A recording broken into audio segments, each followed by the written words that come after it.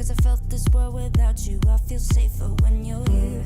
It's been a couple months now, feels like time's been moving slow, and I can't tell where my head's at, so can you let me know? Is it wrong of me to think of you all the time, even though I'm with somebody new every night? And I pray, and I pray, and I pray that you feel the same way. Is it wrong of me to think of you all the time, even though I'm with somebody new every night? And I pray, and I pray,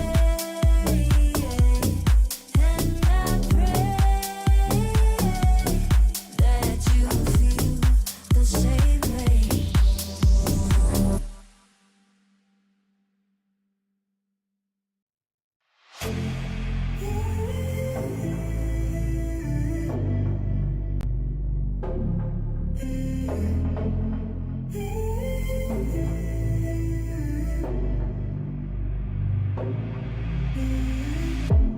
I'm out of focus, I need a spark. I can't keep living in the dark. Nothing feels right, my thoughts are unclear. I just wish that you were here. 'Cause when I'm alone, I get lost in my head, and I try to think back to the things that you said. But living without you is taking a toll. Feel like I might lose control. When I'm down and can't push through, I know you're the one I can turn to. You make me feel like someone new, 'cause I'm never sober when I'm with you.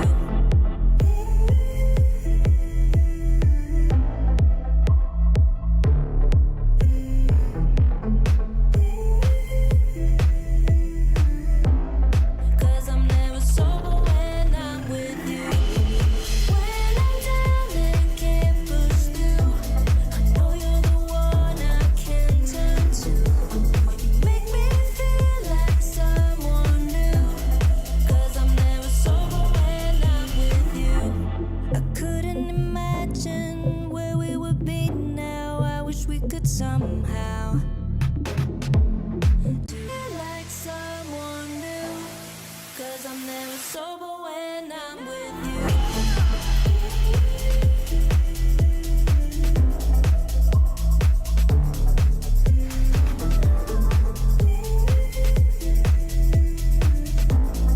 Cause I'm never sober when I'm with you. When I'm down and can't push through, I know you're the one I can turn to. You make me feel like someone new, 'cause I'm never sober when I'm with you.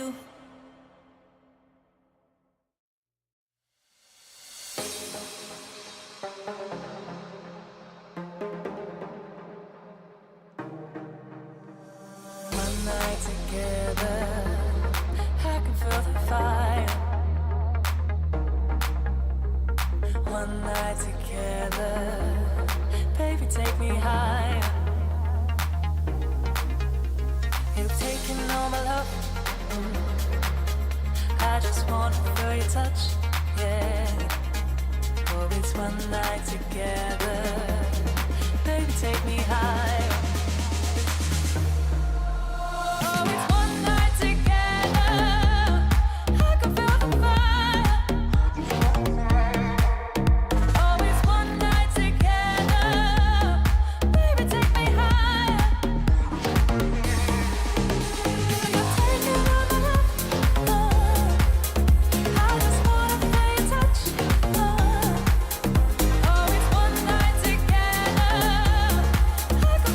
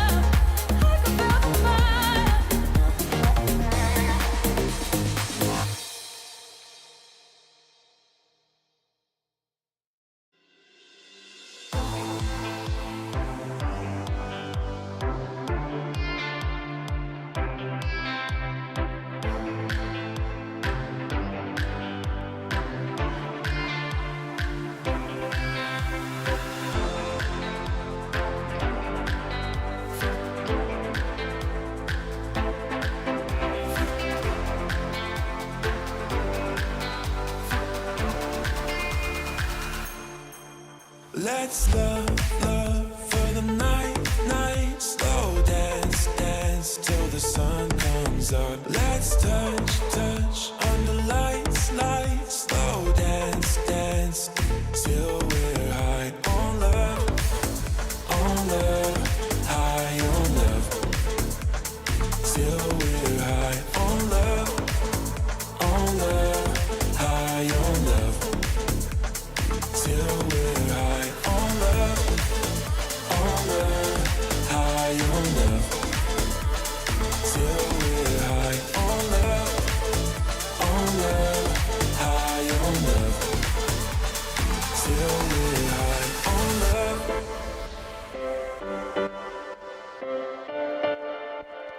Till we're high on love.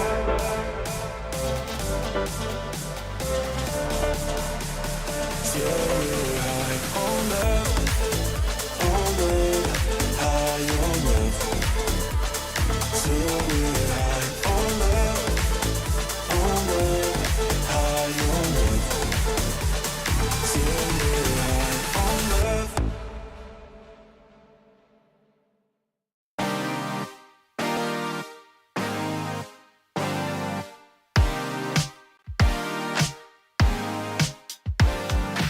One last chance, we can keep it on the low, low, low, low.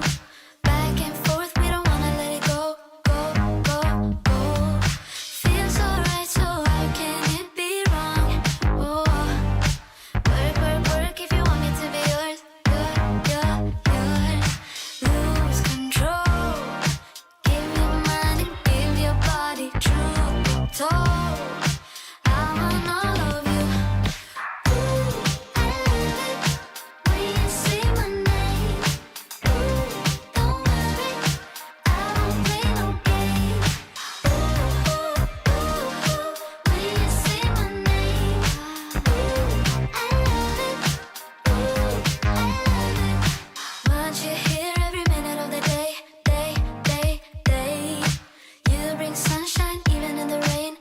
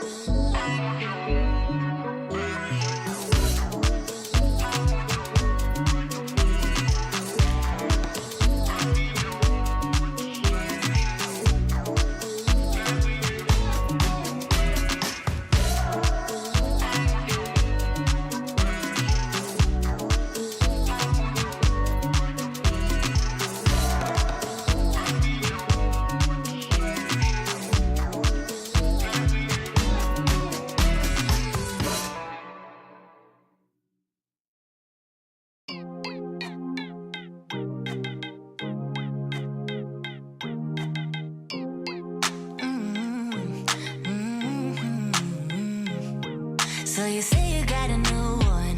I know that you're trying to believe that you can fake a whole scenario just to make me jealous. Your shadow keeps talking, and we should stop talking, but we got that special something. Say it like you mean it, I won't fake it and believe it when I see it. But for now I just be breathing, doing nothing, I won't give in if you won't make a move right now. Oh, why do we go 360? You're hesitating, always busy. You know we always can go easy. Won't you let me know? Why do we go 360? You're hesitating, always busy. You know we always can go easy. You should let me know. Oh, I'ma be clear now. Patience is really not my key, but if you play your cards right, I might just think about it twice. Yeah. Say it like you mean it, I won't fake it and believe it when I see it. But for now I just be breathing, doing nothing, I won't give in if you won't make a move right now. Oh, why do we go 360? You're hesitating, always busy. You know we always can go easy. Won't you let me know? Why do we go 360? You're hesitating, always busy. You know we always can go easy. We can go easy, but you should let me know. I've been giving clues and you're acting all blind, trying to make some moves, but you're staying behind. How come you don't get it when I say it like that? Like that, like that, like that. I've been giving clues and you're acting all blind, trying to make some moves, but you're staying behind. How come you don't get it when I say it like that? Like that, like that, like that. Oh, why do we go 360? You're hesitating, always busy. You know we always can go easy. Won't you let me know? Why do we go 360? You're hesitating, always busy. You know we always can go easy.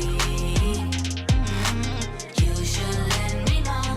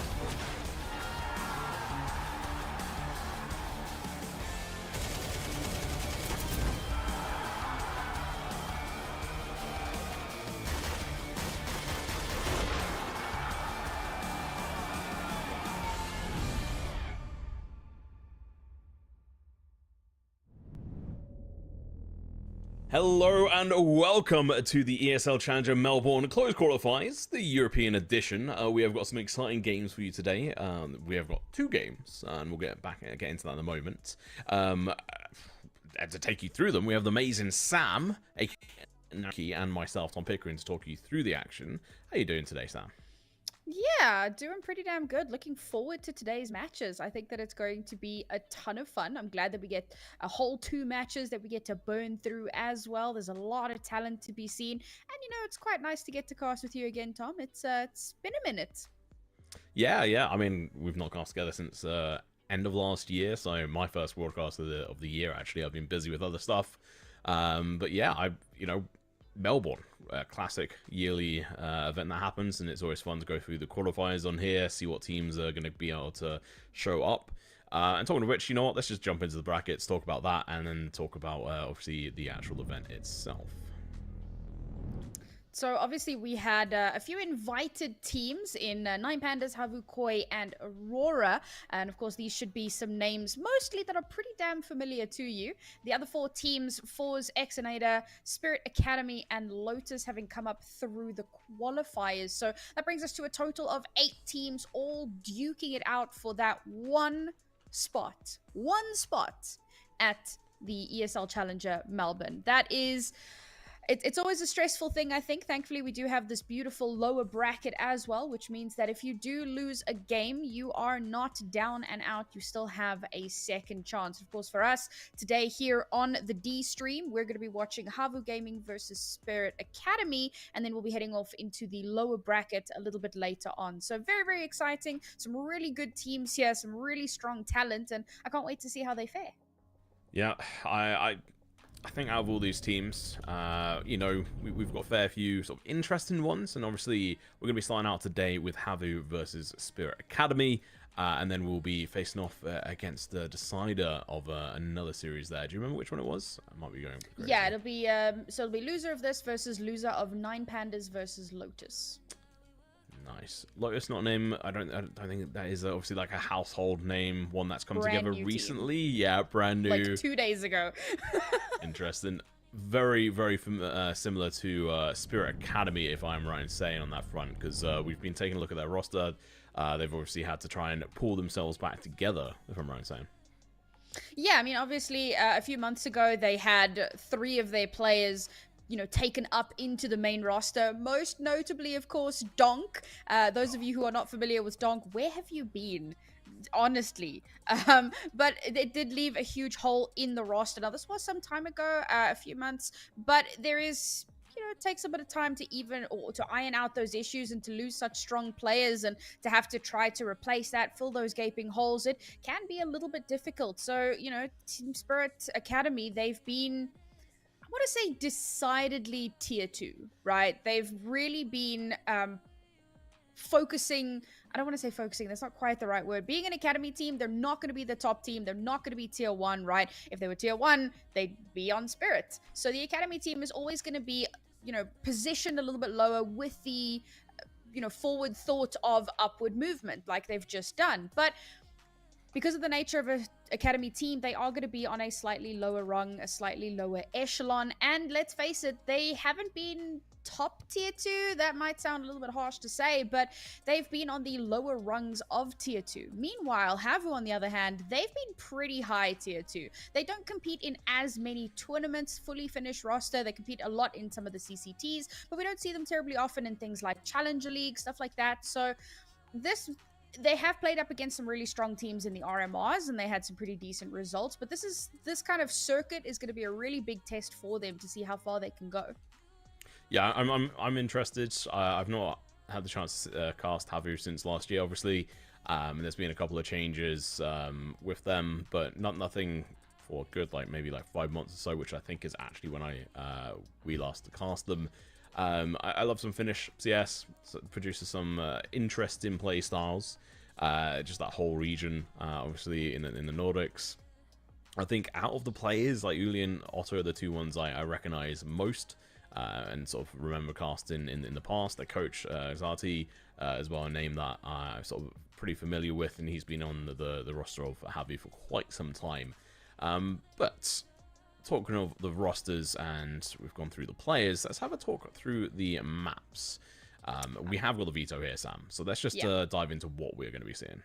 Yeah, this was a bit of an interesting one for me. You know, having a look at what these teams have been banning out recently. HAVU, for example, have been a little all over the place. Sometimes they'll ban Inferno, Mirage, Overpass. There's a lot of options there, and it's the same for their picks. Meanwhile, Spirit Academy have been pretty decidedly Inferno banners with, you know, mostly a Mirage pick and then, you know, secondary should that get banned out for whatever reason. However, our veto doesn't really lean into that. We've got Spirit banning out Vertigo of all things, and then HAVU banning out Mirage, which is a map that they historically, okay, they do generally ban that one, so that wasn't the big surprise on this one, but Spirit banning out Vertigo was a little bit surprising. We then head over to Nuke, which is Spirit's pick, and then we go on to HAVU's pick, which is going to be Anubis, which is a map that they sometimes do like to pick into. But again, because they're so kind of all over the place, it's really tough to know exactly how this is going to go. Then we ban out Ancient and Overpass, and we end off on Inferno, which both teams historically have liked to ban. So very, very interesting map pool kind of across the board. And I mean, even looking at kind of their performances recently, it's really tough to say how this one's going to go. Yeah, I'm So I've just seen a tiny bit of information that there's a small chance here, Sam, very small chance that there was actually a bug in HAVU may well have actually meant to ban Inferno. Just from looking at the veto process, there may have been a bit of an issue there. So interesting to see how that may well affect things, or maybe they just did it on purpose and they decided to yeet Overpass out of there. I love a good Inferno. Also Nuke, Anubis, good vibes. I know how much you'd love to go, so it's a bit of a shame that Spirit banned that one out. Tom, it hasn't been that long, all right? You cannot be that confused. Honestly, I like Vertigo for the fact like it's very much it doesn't play like any other map. It's not like a 3-laner when it comes to it, which like people are like, oh, get rid of Vertigo and put in Cash. I think that'd be a massive mistake because then it would bring back Train. Yeah, like Train. Honestly, I think everyone I know who I care about opinion wise, they agree that Train is meant to be in there. Mainly, I care about their opinion because they want training, so non-biased completely. But yeah, I think if we have a look at a Nuke, how do you think this is going to fare for HAVU and more in particular for Spirit, considering this is their obviously new lineup as it were, and they've picked into Nuke? We don't have too much information on them.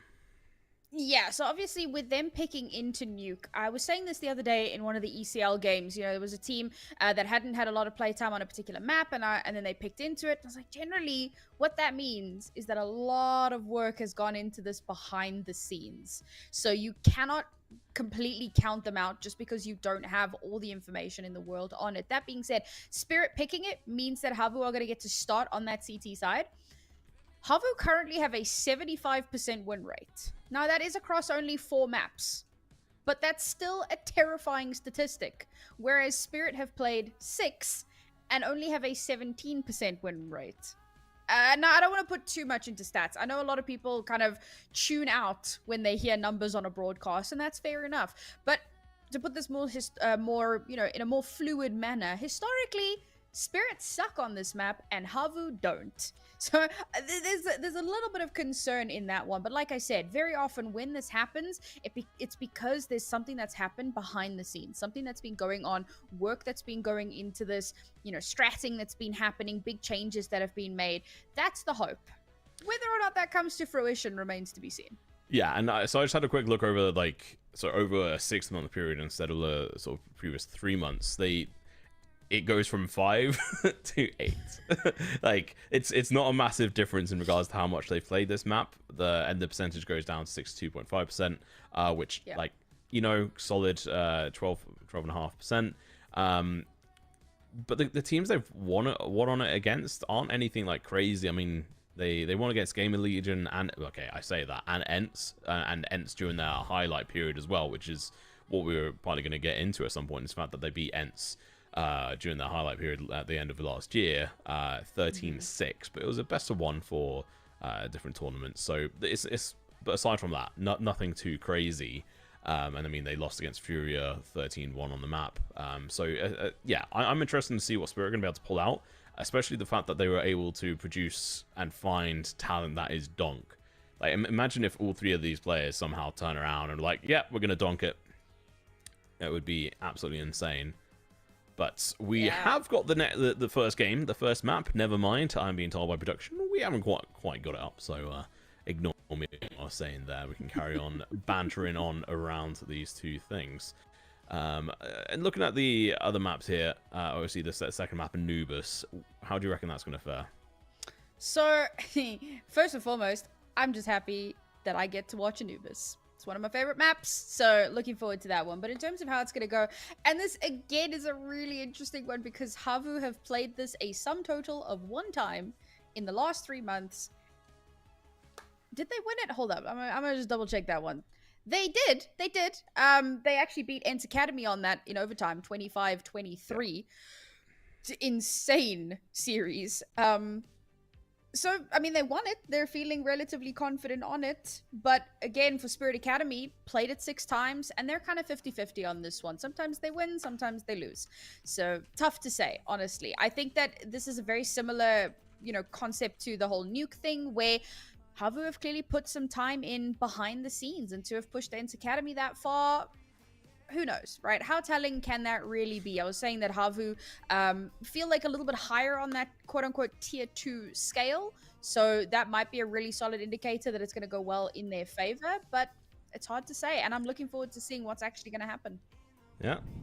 All right, here we go. I'm being told by production that this is actually real. We're going into the game here, Sam. It is going to be Nuke. It's a best of 3 here for the ESL Melbourne 2024 EU closed qualifiers. HAVU Gaming versus Spirit Academy. Kick things off here on Nuke. Spirit's map pick. So as predicted, HAVU going to kick things off here on the CT side.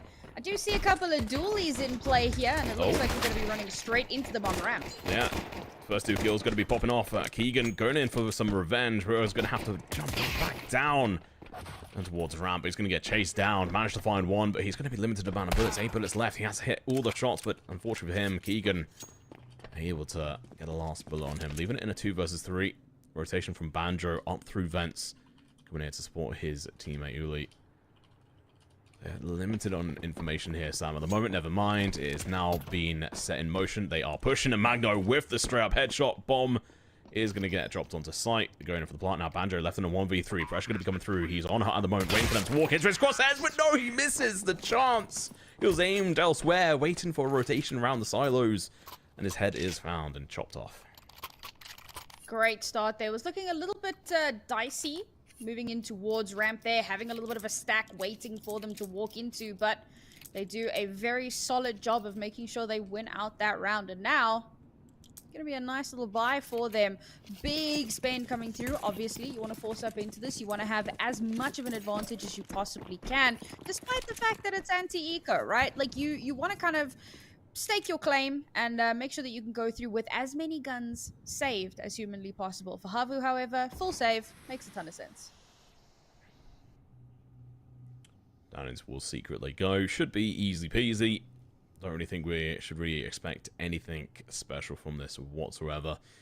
Although I do always appreciate a good pistol stack up. If you can get a couple of kills here, especially the fact that there's AK in play. If they could somehow grab that, that would be amazing, but not likely to happen. Outside, some of the players go. They're going to be meeting heads on with the USB players with the Glils. This is going to be like lambs to the slaughter. Saying that, Banjo is going to be able to find one, but that is going to be all she wrote. Yeah, like we said, right? Pretty much to be expected. Super one-sided. Just shut down all of those pistols, get them off the board as quickly as possible. Only losing out one gun, not a massive issue. You're going to take those over into the next round. You might have to reinvest ever so slightly, but you're still feeling comfortable with how that one went, especially if they can somehow recover that rifle. I'm not entirely sure if it was in a recoverable position, but if they can, aces. We'll have a look now. Sorry, we had to just take a quick one there. And no, unfortunately, not able to recover. So, Mac-10 still on board. But look at this. I mean, HAVU going for the MP9s here. It's still a huge favor for Spirit, unless the flash. Yeah, the massive plays coming out from the MP9s. Remember, $600 per kill with that gun. I will keep saying it forever because it's a great gun to pick up. Uli gets a lot of damage with the single rifle that they bought into this round. And it works out. Wins the fight versus Alpha. Now Magno's left stumbling around in the smoke. Here's the footsteps. The pitter-patter of feet next to him. And Arax ready to smack him down. The MP9 crosses in front of him, loses his life. 1v4. Pressure's on. If he crosses over in front of this player in towards Hut, he may well be facing some trouble. Although they seemingly have backed off. The bomb is recovered. And he continues on towards a ramp at the moment. Going to be playing up against Otto. He's waiting, he's lurking. 50 seconds still left on the board. Trying to work out what would the best optimal play here be. I think get as many kills. Even if you die trying, it's going to be the best option here. Saving, not really the most optimal play. You're on the bonus round here. Comes through. Too slow to snap up. Shoots the toe off, but that's it. Yeah, I thought he saw the elbow sticking out there, unfortunately. Was a little bit too focused. And to be fair, HAVU do a really good job. Once they have that huge player advantage, they fan out so, so spread thin that for one lone player, it didn't matter where he went, he was gonna run into trouble. So there really wasn't a right decision there, except maybe going for a save. And that might have been the better call here, because looking at this, it's a really, really wonky force here. They've got a little bit of firepower, but I think HAVU going to be feeling comfortable with this one. Yeah, the last round was so destructive. That singular flash in towards Radio Room, able to get multiple kills with those SMGs. It's really going to help set up HAVU's economy going forward. Smoke set up for outside, but it's all bait. In towards Hut they go, but they're going to get burned alive. Forced forward, and their axe is ready to chop them down. He may well be blind, but just had to sit there and shoot. Andro unable to avert that kill, but Baz is going to be heavily tagged down. No, able to get some revenge. He's going to be in a mission buzzed with his teammate, but Boomer's going to go down a little bit too quickly. Not likely, like in and now. It's 2 versus 3, not ideal, but the head's going to get found. Equalizing it. Now Otto sitting at the bottom of vent, not wanting to give away his position, but also knows he can't rush up this position to support his teammate. And early, he's jumping out. He's had enough. Footsteps have been heard. Keegan knows that player's going to be coming out from outside. This might be a good distraction. Never mind. Uli's going back up. Maybe it was all just a bait.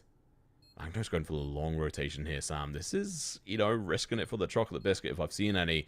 Time is going to be ticking. Keegan, he knows he's about to get pushed from somewhere. But can't be sure exactly where from. Smoke goes out over towards that position. Magno is spotted. Uli now going to be left in a difficult position of 1v2. Pressure coming on.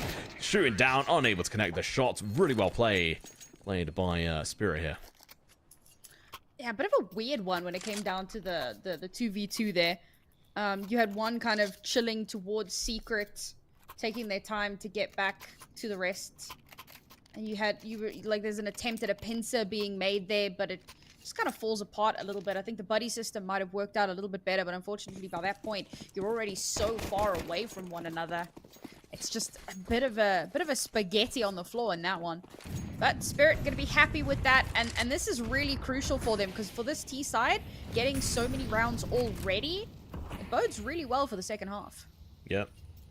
Especially coming into, obviously, CS2, which has now been the norm for a while. Less rounds. Don't have as much of a safety net. They are looking pretty good. You can tell they're feeling comfortable on this map here, Sam. They practiced on it. They chose it for a reason, like you were saying. Molly comes in. Banjo's going to reposition. Flash comes out. He's going to be able to look away from it, but he's unable to get a kill. Conversion doesn't come through from his teammate, who drops down accidentally down the ladder. Now Uli's trying to get a kill through the smoke, but it's not going to connect, and Otto is burnt away. If I'm honest, this may be time to just pull around. May seem really early, but they've been locked out so successfully. The fact that they had no one up in heaven puts them in a dire position here. Yeah, I mean, this is definitely a save, right? Maybe one person kind of positions for a couple of exits, but for the most part, this is just keep our weapons. Take a look at their money, and you can see exactly why the save is the only call. Ooh, that's unlucky. That's truly unlucky. But he's good for one exit at the very least, so we'll take those. And yeah, I mean, this is feeling very rough for HAVU, and I don't know if you agree, but I feel like their CT side A protocols, like the utility that they should be using to stem the tide of these lobby rushes, are just not where it needs to be. It's been way too easy for Spirit to consistently take space on A with very little pushback, and I think that this is becoming a serious problem. Yeah, we saw an execution towards A there, the molly coming directly down on towards site. And that's the moment in which you need the split-second protocol of like counter flashes, everything on that front. But we saw, I can't remember who it was on site. Let me check. I think it would have been Arax, who got just overwhelmed. He tried his best, tried to get a kill, wasn't able to convert it, and he was left there alone to try and support that angle. So yeah, a little bit weak on that front. I think they could have had a little bit of a presumption as to where the player's going to go. Although they may well have had a fake smoke trail outside, if I recall correctly, on that round. So, yeah, I think some improvement here from HAVU do need to come and play, because Spirit Academy, like, they're not messing around. They've obviously coming into this really practiced and are happy to play aggressive. Yeah, and sorry, folks, we do just have a slight tech pause. Sorry for the back and forth. We'll be back in the game very, very shortly, so please do just bear with us. And yeah, like very often, right? So super common on A site, you'll have like the squeaky molly. You'll have like a smoke kind of towards vent. You might get a smoke towards like the lobby door, and so you're consistently shutting down parts of the map so that rush can't happen. And as you say, right, counter flashes to come through so that as soon as they push out, you play anti-flash against your own flash, and then you're able to kind of shut it down a little bit. And I feel like it's just not there. Whereas Spirit have been doing a really good job of getting in onto the side with their own utility. And this is a problem, and it's something that I think that HAVU really do need to address. We'll see now if Spirit go again for that same lobby push. They might just mix it up a little bit. But hey, if it ain't broken, don't fix it. Indeed. 4-1 in favor of Spirit Academy on their map pick. Still got a bunch of rounds left. 7 more rounds, including this one on the T side for Spirit Academy. Fires in their favor. We've got a couple of pistols over on HAVU. Let's see how they are going to fare. Some early utility being thrown out to try and deny the initial push from Spirit Academy, but it's not going to last for very long. So we need to be seeing them reposition. They've currently got no one down in towards B. They've got no one on that sort of secret area. You can see they're very much sort of clumping up around the A site and ramp.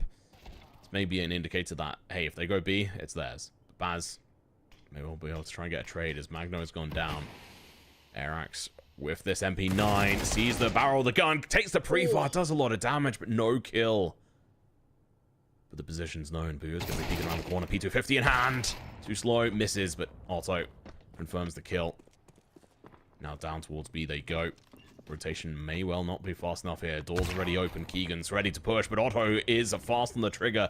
Gets the kill. Going in for the second one as well. Easy peasy. That is his third kill. Not going to be able to find any more though. Gazuli takes his second of the round too. Strong adaptation from HAVU there. This time around, they realize there's a little bit of activity towards outside. They pull back and they go for a slightly more retake-esque position, right? Not full retake, but they're in a position where if they decide to go ramp, if they decide to go down to B, they have a really quick rotation. Or if they go A, they can also rotate back in. And they're actually able to, once they identify that the push is going to be heading towards B, they're very quick on their movements. And of course, Otto, great sightlines there, shutting down 3 by himself. Very, very well played there. And of course, having one player to create a little bit of a crossfire to ensure that that last player will go down as well. This is what we needed to see from HAVU, and hopefully they'll be able to continue with that. But this was a round where Spirit did not take that A aggression like they had been previously. This strategy could still have worked if they decided to go A, but if they realize that this is what HAVU are doing and they make their own adaptation, we need to see how HAVU are going to handle that. We're already halfway through this half. HAVU need to start picking up more rounds. Did like that action from Otto though. He was on point with the sniper. Let's see if he can do any more. Airax going to be able to get the first kill. Now looking to back away. He stays alive and Otto supports him perfectly. Very well played, but now they need to reposition. 3 players left on the Spirit Academy. They know they may well need to do some explosive action here to try and open up a site. This is going to be too little, too late. Indeed it is, as Banjo picks up one. The second one doesn't quite come through, but who's going to make sure it's confirmed? Keegan, last one left alive and kicking. 3 kills for his name, 3 deaths. Galil in hand. Decent amount of utility, but he's going to be running straight into the fire here. Where 2 of his teammates died moments before. He's going to get caught off guard here by Pure, potentially, who's now down on site. There we go. Good rounds and almost an equalizer. HAVU start have a academy potentially. I like that round. A really aggressive position outside. Like, deep into outside, right? Way up past the silo, getting straight up in Spirit's faces. So if Spirit push into them, they get a couple of kills. If Spirit are heading towards A, they can create a pincer. This works out really, really well for them. Again, it's something that you can only do maybe once or twice before Spirit read into it. So now HAVU are going to have to adapt yet again. Now they're taking a slightly more backwards hold. Otto, nice shot. Clay pigeon shooting. Always love that. Don't really expect too much here from the pistols. I mean, trying to get the bomb down would have been the best I would have expected from them. Unless Baz goes mental, you know, he's got a deagle in hand. If he gets the opener kill, gun picked up, could make all the difference. But with Uli coming here to support his teammate, even with the low HP thanks to the full damage, I just don't see it really happening. They line up, they get knocked down. Very much to be expected on that one, right? Mm. And unfortunately for Spirit, that's the equalizer. And they're going to be taking this time out now, right? Definitely starting to feel the pressure a bit. They know that they need to get a bit more done here on this T side to make it a more comfortable CT side. And to read into a team that is constantly changing, like, you can't say, okay, the AWPer is always here. Because Otto is all over the place. He was on a ramp at one point. Then he was literally in their faces outside. And then in the next round, he's hanging all the way towards Secret. So you never know where he's going to be. So to try and read into what their defensive line is going to look like, it's going to be a bit difficult. I think more than likely they hit back into their, you know, A rushes because that's where they've had the most success thus far. Imagine so. Limited on utility, they've not got a crazy amount of flashes on the side of Spirit Academy, so as soon as they go for something, they're going to have to go and take it the whole way. That seemingly is the case. Uli's going to be outside in towards Secret. He's not been in this position before. He catches him off guard. He doesn't get to catch another one off guard, though, because they know where he's at now. Looking to burn him out of position. He's going to have to use his utility maybe a little bit earlier than he may well have wished, but keeps him alive. Then he goes out, and he's able to run away. Well played, and that initial kill was great, and Arax just chimes in with one of his own. Loses most of his HP, but the job's done. Otto almost pixel perfect, but not quite. It's going to have to try and wait to shoot once again.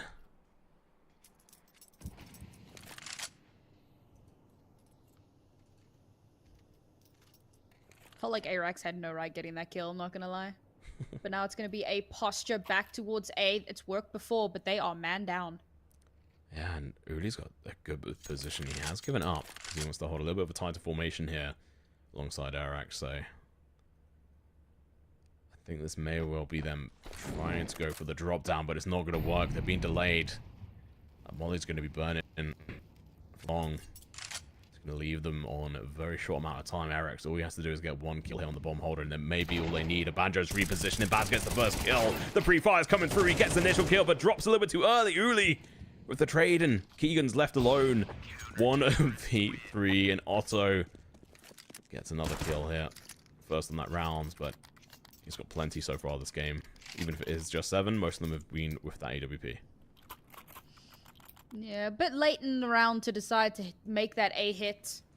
Far less utility left than they would have wanted. HAVU read into it, reinforce that A site very heavily. Sure, Spirit get a couple of kills for themselves, but let's face it, economic damage is not a factor right now. $12,500 for Otto, yeah, they're fine. And unfortunately, Spirit back down onto pistols with, what, 3 rounds left in this half? Not great. That damage. That's going to be annoying, especially with Mag 10s. Oh, let's see how these box of bullets can do. They're going to get burnt out of position potentially here. Jumping around the corner, going to be able to look to find one. Uli's going to be good for 1, and that's going to be all she wrote. 2 kills. Here from Echo. That nade delivers even more damage. Flash comes out as well from Otto, but being up in this heaven position, honestly, not where you want to be. It's probably one of the worst places you could want to be if you are the AWP player. At this point, try and deliver some damage. I think some heroics are going to be a little bit too slow to come into action here. So all it's going to be is try and do some damage to the economy. Try and stay on top of Spirit Academy. They're going to be boosting up above. I've not really seen that this late in the part, especially with Alpha just jumping around anyway. So we may well see one of them die here because they've taken so long on this front. Otto misses the shot, and Alpha, he can't make it away, and neither can Nothing. What are they doing? That's 2 pointless deaths. Yeah, I mean, I was going to say, part of me almost wanted Otto and Co to just, like, rush them down and just try and get as many kills as you can. Because, like, again, it's not like money is a problem right now for them. And there are literally only 2 rounds left. So, But no, maybe the more responsible decision, deciding to hold on to their weaponry and not give over a free AWP. Now, Spirit have to pay for their AWP, which they have done. Keegan has that in hand. And I will say, like, you could look at that and chalk it up to, oh, you know, Mac 10 SMG rush. But no, A site has been a weak point for HAVU pretty consistently so far. I think if Spirit just does that exact same thing, but with rifles, they should easily get these next 2 rounds in the bag. Provided HAVU haven't made the relevant adaptations. We'll have to see how that goes. Spirit having taken yet another timeout here. Realizing, okay, A is a weak point, but we do need to be careful. This HAVU team looking a bit stronger than maybe they would have anticipated. There we go. I think I was going to say first time AWP on Keegan this game, and it's gone. It's already been won. And oh, Otto's found pretty quickly, but the trade from Berg comes through nice and smoothly. 2v4, not the situation Spirit want to be in. They have some money for the next rounds if they obviously don't win this, which doesn't seem to be the case. Alpha, last one left alive. The bomb is not in his hands. He's able to be good for 1, but takes even more damage from a perfect nade. Almost perfect nade, I guess. Now he's going to get smoked out. They know where he's at. All they have to do is come out the process. 1 minute to try and dance around. Don't really expect too much here from him. You know, the desk analyst in me really wants a graphic showing the time between the start of the round and the first kill of every round. Because it's been obscenely quick. And very often it's HAVU getting that first pick. Like, they have some serious aggression, and it's been working out a little too well as far as I'm concerned. That aggression in towards ramp. I mean, normally you hold back, you know, towards like the top of ramp itself, not next to the ramp, next to the door, right up in the enemy team's face. And I suppose it's a relatively unexpected angle, but sheesh, 2 kills just like that in Spirit Academy. Their A hit that I was waiting for is shut down before it is even given an opportunity to blossom. And I think that this is the exact adaptation that HAVU needed to make. Their utility protocols towards lobby were not fantastic. So what do you do instead? You whittle away their forces from a pincer and make it so that even if they get in onto the site, we have man advantage. Works out perfectly. Last round and a half here, last opportunity for Spirit Academy to grab another round in their hands. But I'll be honest with you, 5 rounds is still pretty damn good for a T-side. Yep. HAVU, though, I will say, they tend to go with about 55% of their rounds on the CT side. So this, on Nuke anyway.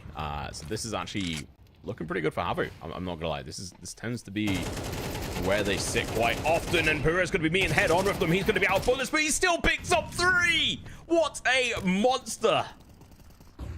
And now we're left with 2 players on Spirit Academy waiting to be spirited away. Banjo ready to play a tune, and Alpha is going to be peeking straight into his crosshairs, but never mind. Oh, playing with fire here, you're going to have to be careful. Flash going to be coming through, but he's going to get burnt out position. Alpha, Eric's going to be playing aggressive. Uli gets 1. Now Baz, last one standing. 1v5. Turns it to 1v4. But he's still got so far to go. And yeah, Red Room's going to get pressured here as well. So what you can do is now try and push through. Try and find any initial kills. It's going to be so difficult to do anything here, though. I just don't really hold out any hope. 40 seconds left on the clock. The bomb is dropped in a position he can recover it from, but Uli's going to be holding in that entryway if he pushes through in towards A main. Banjo, Uli, they're going to have it locked down, and there we go. Bing, bang, boom. There goes the round. There goes the first half. We'll be back after a short break. Don't go anywhere.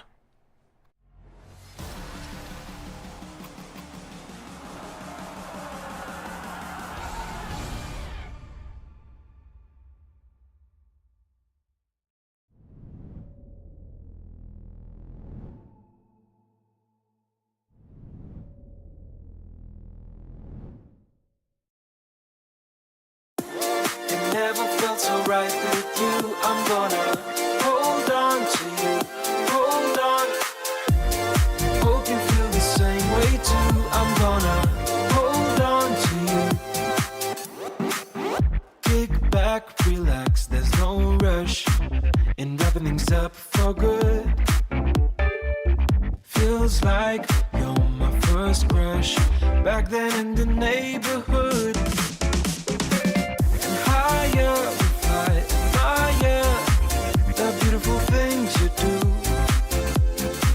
And higher we fly, desire these moments just with you. With you, with you, with you, with you, oh, with you, with you, with you, oh, with you, with you, with you, oh, yeah. It never felt so right with you. I'm gonna hold on to you, hold on. Hope you feel the same way too. I'm gonna hold on to you, hold on. It never felt so right with you. I'm gonna hold on to you, hold on. Hope you feel the same way too. I'm gonna hold on to you, hold on. I can't believe it's all true. Whenever you touch my hair, I'm feeling closer to you. Nothing else can compare. And higher we fly, admire the beautiful things you do. And higher we fly, desire these moments just with you. With you, with you, with you, with you, oh, with you, with you, with you, oh, with you, with you, with you, oh. Yeah. It never felt so right with you. I'm gonna hold on to you, hold on. Hope you feel the same way too. I'm gonna hold on to you, hold on. It never felt so right with you. I'm gonna hold on to you, hold on.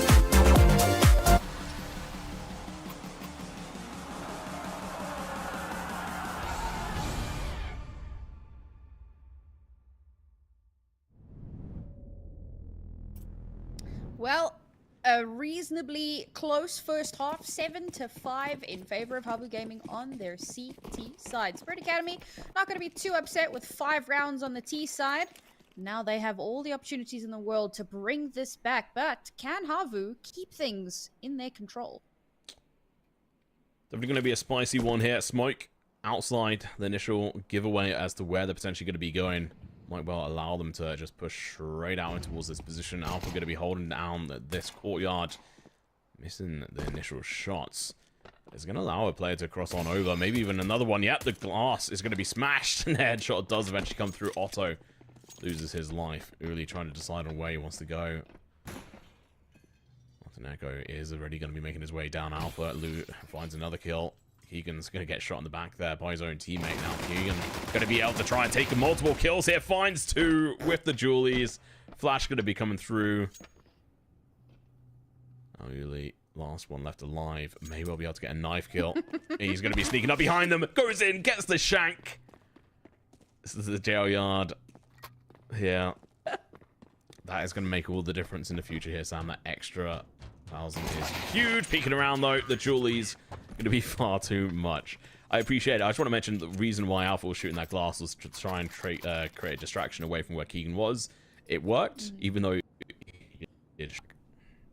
Listen, Keegan getting 2 there, that is illegal. He should not be able to get 2 there, but he does, so we take those. And yeah, no bomb plant, so the extra bit of cash from the knife kill, while it might not make the biggest difference in this round, saving it up into the next could be massive for HAVU, because unfortunately they do lose this first round in the half. So for Spirit, a little bit of a force up here, some MP9s, a FAMAS, yeah, a little bit of utility smattered in amongst it.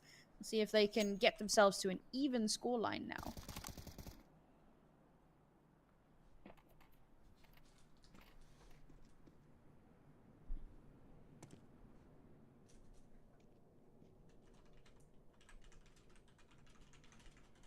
HAVU playing a very patient game here on their pistol. You might expect them to be a little bit more aggressive on this one, but no. I'm going to try and default it up a little bit. Unfortunately, not going to be terribly successful. Information called. They know it's going to be out towards the outside. Now all they have to do is slowly whittle away at HAVU's attack. One player left alive, Otto. He can do so much with an AWP in his hands, but with just a Glock, there's not too much that he can make happen. It's a flawless round for Spirit Academy. They get to keep all of their guns.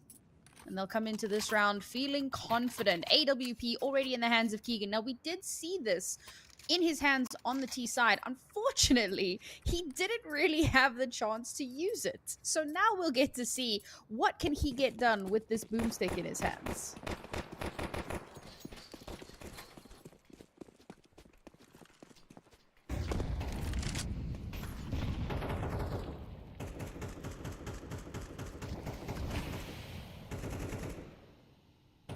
Nice little bit of noise being made from HAVU here.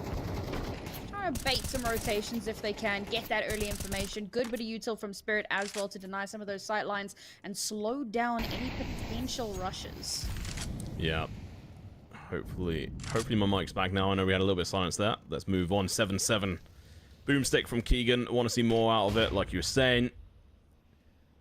4 AKs on HAVU aside from that one Galil. But Galil, absolutely solid rifle. Want to see more out of it. Galol. Right. Not in that guy. Going to be alone here on ramp. He's going to be playing very silent. Keegan going to get burnt out, unable to get that AWP off in time. Now the pressure's going to be on. Not in Echo is going to be peeking around the corner. Takes the shots, but he's all over the place. He can't choose a single target. It's a difficult position to be in. Unfortunately, he falls a little bit too far. Now Eric's is going to go find a kill with that killer lol. Now the famous lol is going to be able to find a kill of its own on its own side. Now Alpha as well with one. Otto is going to have to try and mix this up. Able to find a kill there, stopping his teammate from dying as well. Such a crucial kill. Alpha pushing on in. AK of his own. Oh no! Erax! The AWP whiff. Baz left with the MP9 and a defuse kit. Peeks on through, gets the first initial kill. But this is not a site in which you want to be facing off against these players with the MP9. Alright, RX redeems himself with that last kill. I was about to throw some shade. I was about to be like, you know what? Leave the upping to Otto. But he does get that last kill there, so we'll forgive him for that one tiny transgression. I think he probably just slightly moved his mouse.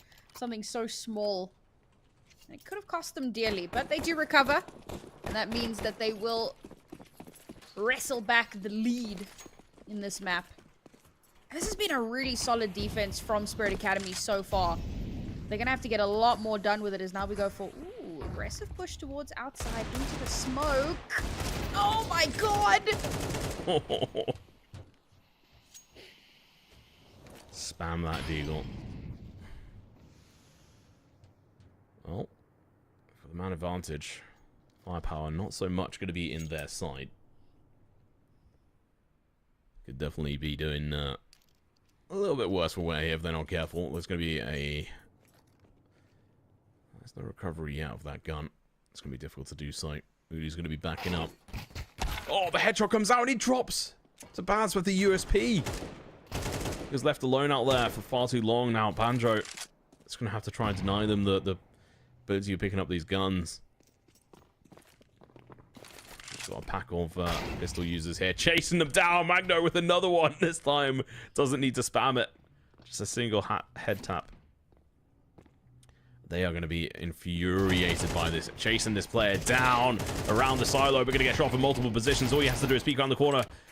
Now another kill is going to be going his way, and Banjo is just going to be left in the crosshairs between multiple players. He's going to try and now bring this back in as he's finding multiple kills. Smoke goes out. He's waiting.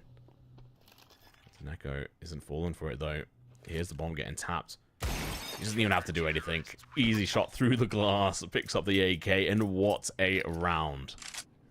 That's heartbreaking! The fact that Banjo is able to get 3 in such quick, rapid succession. The spray transfers, there was like a 180-degree shenanigan there from one to the other to the next. He does so much to try and wrestle it back into his team's control. And honestly, slightly embarrassing round for HAVU, considering. But he almost is able to recover. And unfortunately, the shot through the window, through the glass, low HP. There wasn't too much that he could do to survive that one. Heartbreak, and back down to pistols. That's going to be painful. But they've had enough experience playing as a team that they should be able to recover from that downfall. A kick to the face. You got to appreciate Spirit Academy. The tenacity of the way they were playing in that round.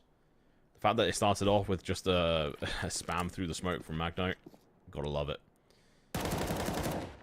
Don't really see this going their way, so we should be looking at a 9-8 lineup.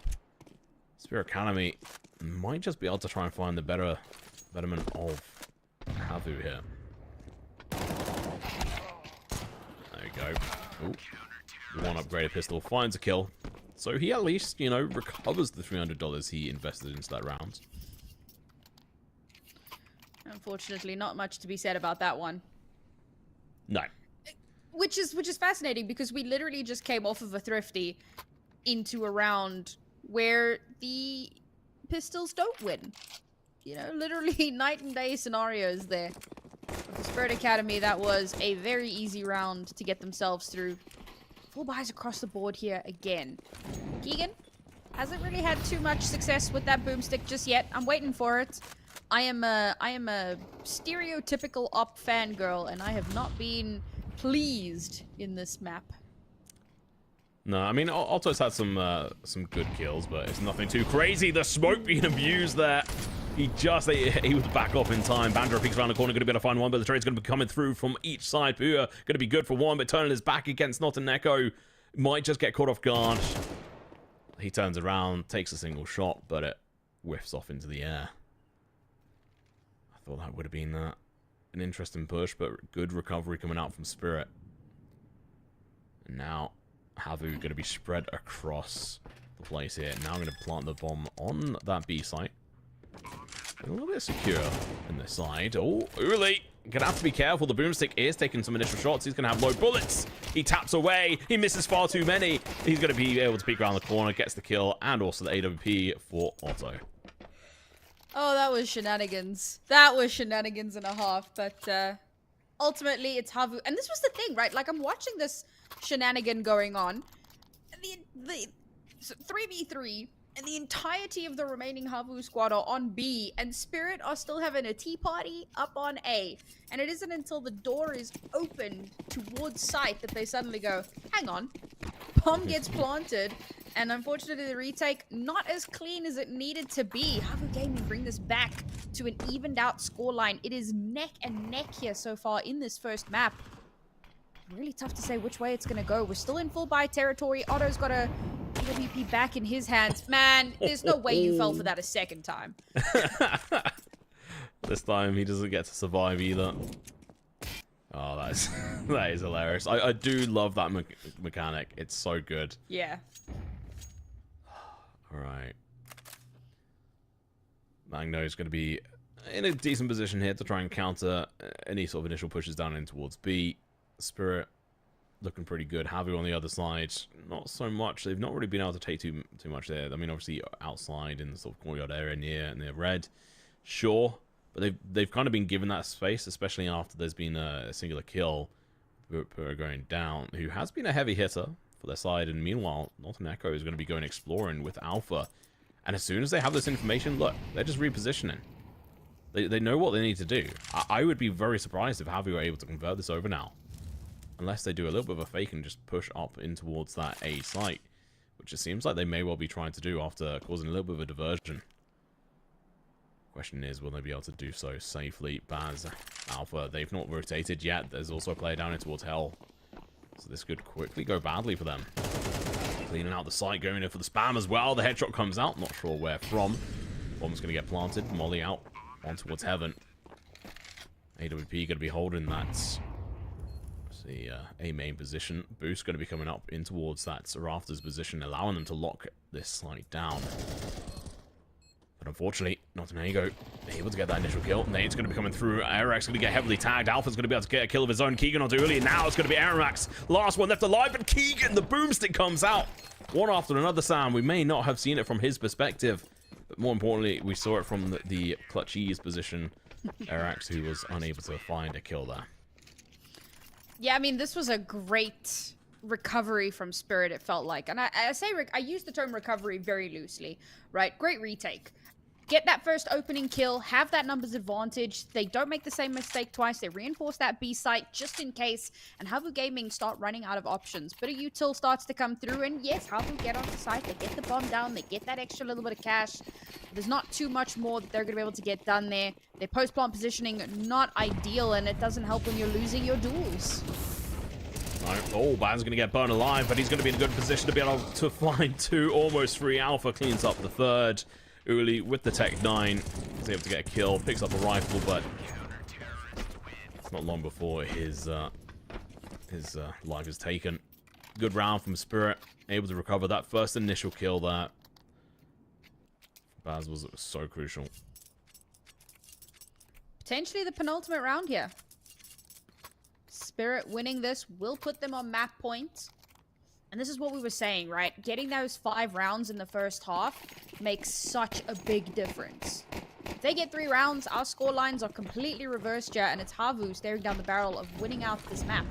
Instead, it's them on mostly pistols, 1 hero rifle to try and change the fate that they have been dealt with, and unfortunately, already taken their first death. Yeah, I think they may well have already been a little bit triggered on this front. Kind of losing their composure, trying a little bit more of a chaotic streak, and it may work, but Baz is going to be here to deny the bomb plant.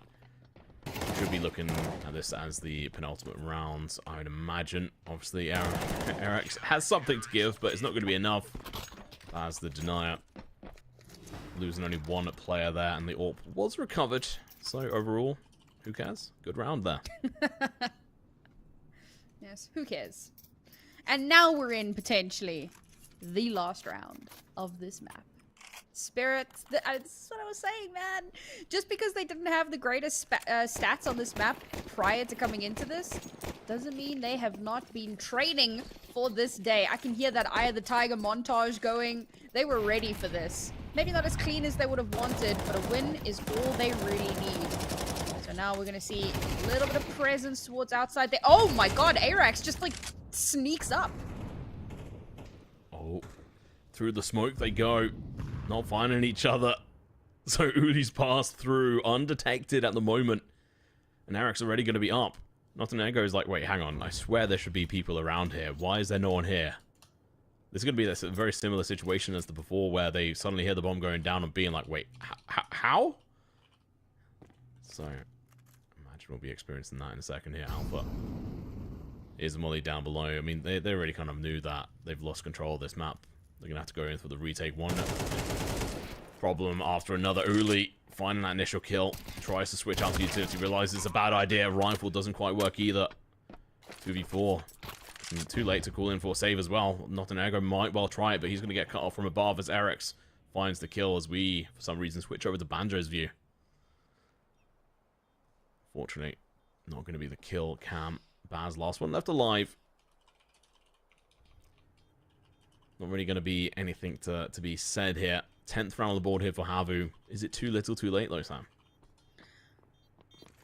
I don't think so. I mean, the fact that they survived this with 4 players left alive is pretty damn massive. Unfortunately, Spirit are still going to have a ton of cash going into this next round. They're not too concerned with having lost one. They'll still be able to full buy in. And to be fair, this was one of the first times that we saw HAVU with a strong position towards B where they didn't get chunked down in mid from a random nade. Also, Arax being able to get so much space for completely free, like, I was so focused on what was happening in the smoke that I didn't even see him just lurk up into that position and take Spirit completely by surprise. Those 2 opening kills are definitely round changers. Can they replicate that? That's a massive surprise kind of pop thing that happens, but it's not necessarily something that you can do consistently. HAVU have got to find more ways to innovate. Otherwise, you know, map points. Spirit just need 1.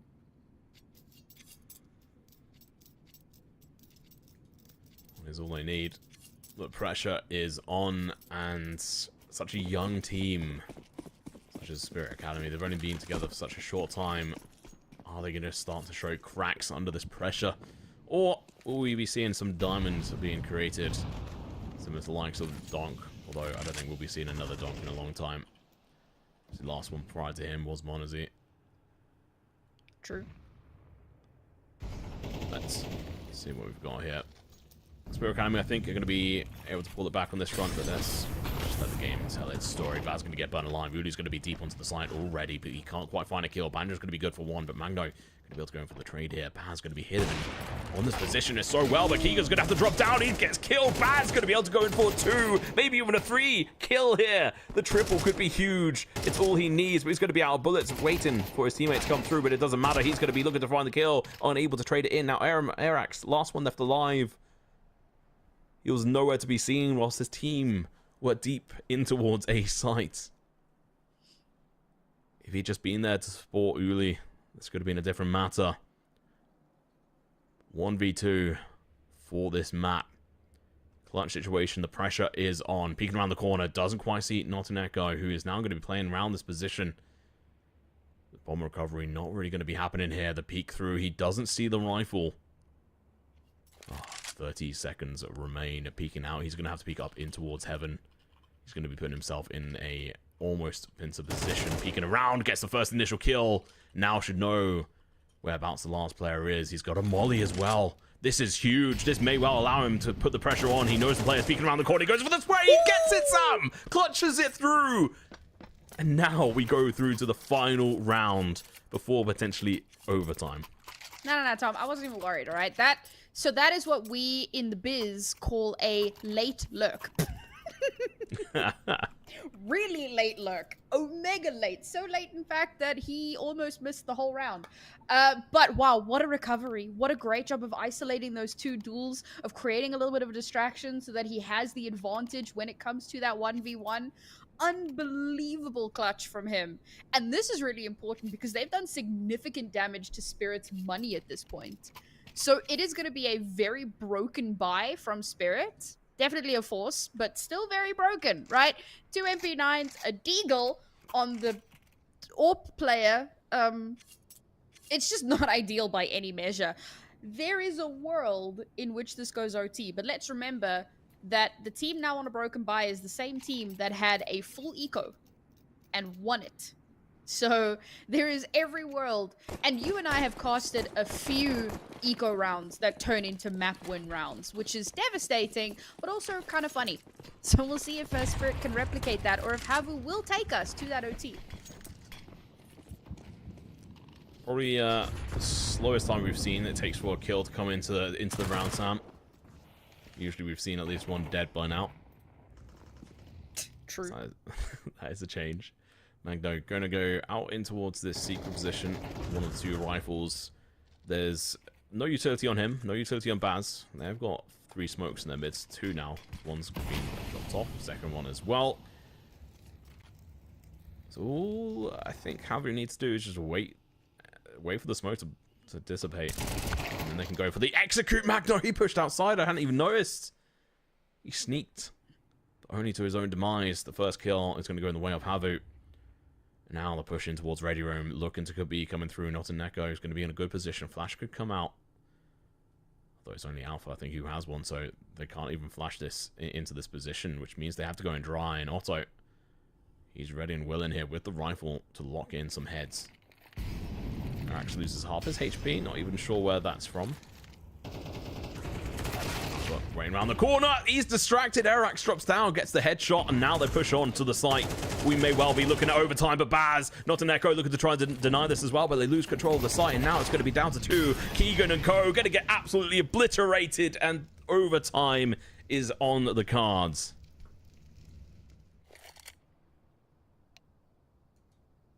Unreal, unbelievable scenes. I'm really impressed with how HAVU were able to maintain control of that. And I think that part of that comes down to, so Spirit are obviously, they're waiting because they want to take shorter range battles because they don't have the weaponry to take long range battles, which is exactly why they have one of their players sneaking all the way up to the top of outside, almost into CT, or rather into T spawn, to try and get up close and personal. Unfortunately, loses the duel. And then Arax being able to get yet another from the drop down, and everything just goes in HAVU Gaming's favor. They know that they cannot be too eager. They cannot get right up into Spirit's face, because with a low with the weaponry that comes with a low buy, it means that they are unlikely to win out those. Not unlikely. Let me not say it that way, because AKs are still really strong guns, but there is a huge advantage for these closer range weapons. So they keep it, keep it social distancing, right? Make sure that there's a little bit of space, a little bit of breathing room, leave some space for Jesus, as they used to say in school. And they do really well at bringing it back into their control. 12-12. Gonna hit that overtime. Hell yeah. That was really enjoyable. Like, HAVU should have won this map. Like, they in all parts have more experience as a team. Like, take what you want from it, but they're number 23 on the HLTV's world, like, ranking. Currently, Team Spirit Academy are 120, 130, but I would say they're pretty much unranked at this point until they get some more tournaments under their belts. But I'm excited, Sam. We're going to go into the first round of the first overtime here on the first map. First day of the closed qualifier as well. Good to know that we've got some absolute bangers in store for us for the rest of this qualifier and into Melbourne itself. But for now, bring things back here onto Nuke. Let's see what these two teams have up their sleeves. Spirit's still going to be on the CT side, and winning these rounds is going to be crucial. Oh, Alpha with the first initial kill, gonna be looking good. Gonna get flashed outside, gonna get absolutely obliterated by multiple players. Magno ripped the trade, but Pura is gonna be good for 2. Keegan with the AWP. He proved how versatile he can be with it in the previous rounds. Let's see if he can live up to that into this one. Arax drops down in towards Secret, getting followed by Otto. AWP in close proximity. On the side of Spirit, they definitely have a chance. A player who has rotated down. It's going to be not a Nakano. Sitting above the site as well here on the catwalk, waiting for any kind of real disruption, not wanting to bring that glass into office. And he's actually going to be in the perfect position. If he just remains where he is, as soon as this door opens, he should be able to have the time to be able to turn on them. But he's so aware that they could be coming from any kind of direction.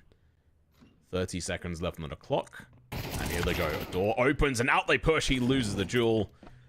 This may well be round, but it's not over yet. 2 players still left alive. Keegan with the AWP. Baz with the A4.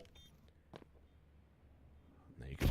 Baz going to be dropping down. Didn't make any noise, but Keegan did get hit by that nade.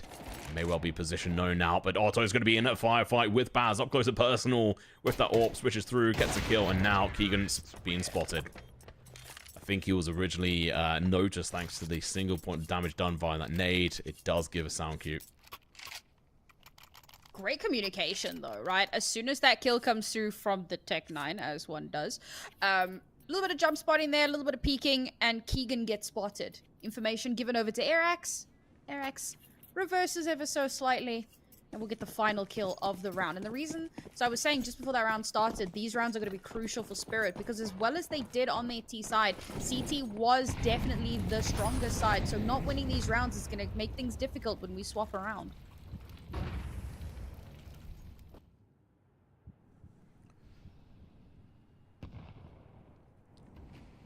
HAVU trying to maybe poke their heads in towards that ramp position. Going to be leaving your outside, lurking near A main, holding the rear. Matanaka's going to be facing a lot of pressure here. Flash initially comes through, but he's not affected by it. He is going to drop down. Smart decision. Allow his teammate with the AWP to take the initial shot, and it works. The kill comes through as the molly was a little bit too slow on the hell position. Now they're going to be in a difficult position. A main is going to get smoked out. It's going to allow Pua to push on through. Banjo, meanwhile, going to be rotating back through a radio room here. Keegan finds Pua. This means 3v5, and there's a solid setup here for this site. They've been poking their heads in all directions, Sam, and they've been slapped away each and every time.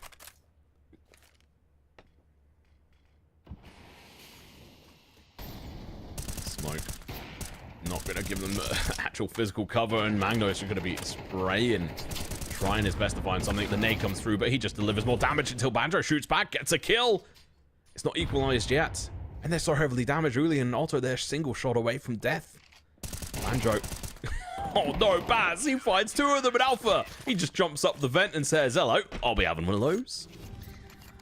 Yeah, a bit awkward that nothing was done about the player boosted up. I mean, that's such a well-known position. There's a reason it gets mollied off so consistently when you're execing onto A.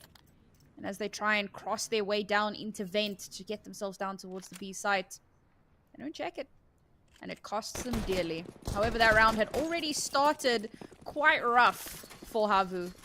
They weren't able to kind of restabilize. 13-13. Spirit. One more round for them here would make things pretty comfy.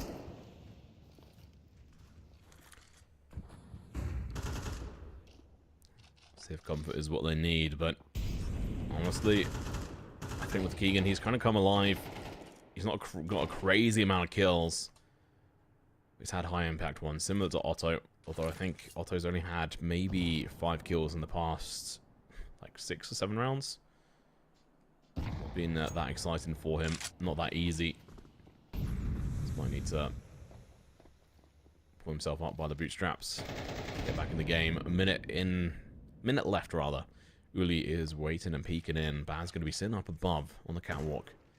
His teammate's going to be making a lot of noise. Arax now going to be peeking over in towards the crosshairs of Keegan. About to lose his life. No, he wins the duel. Peek his advantage.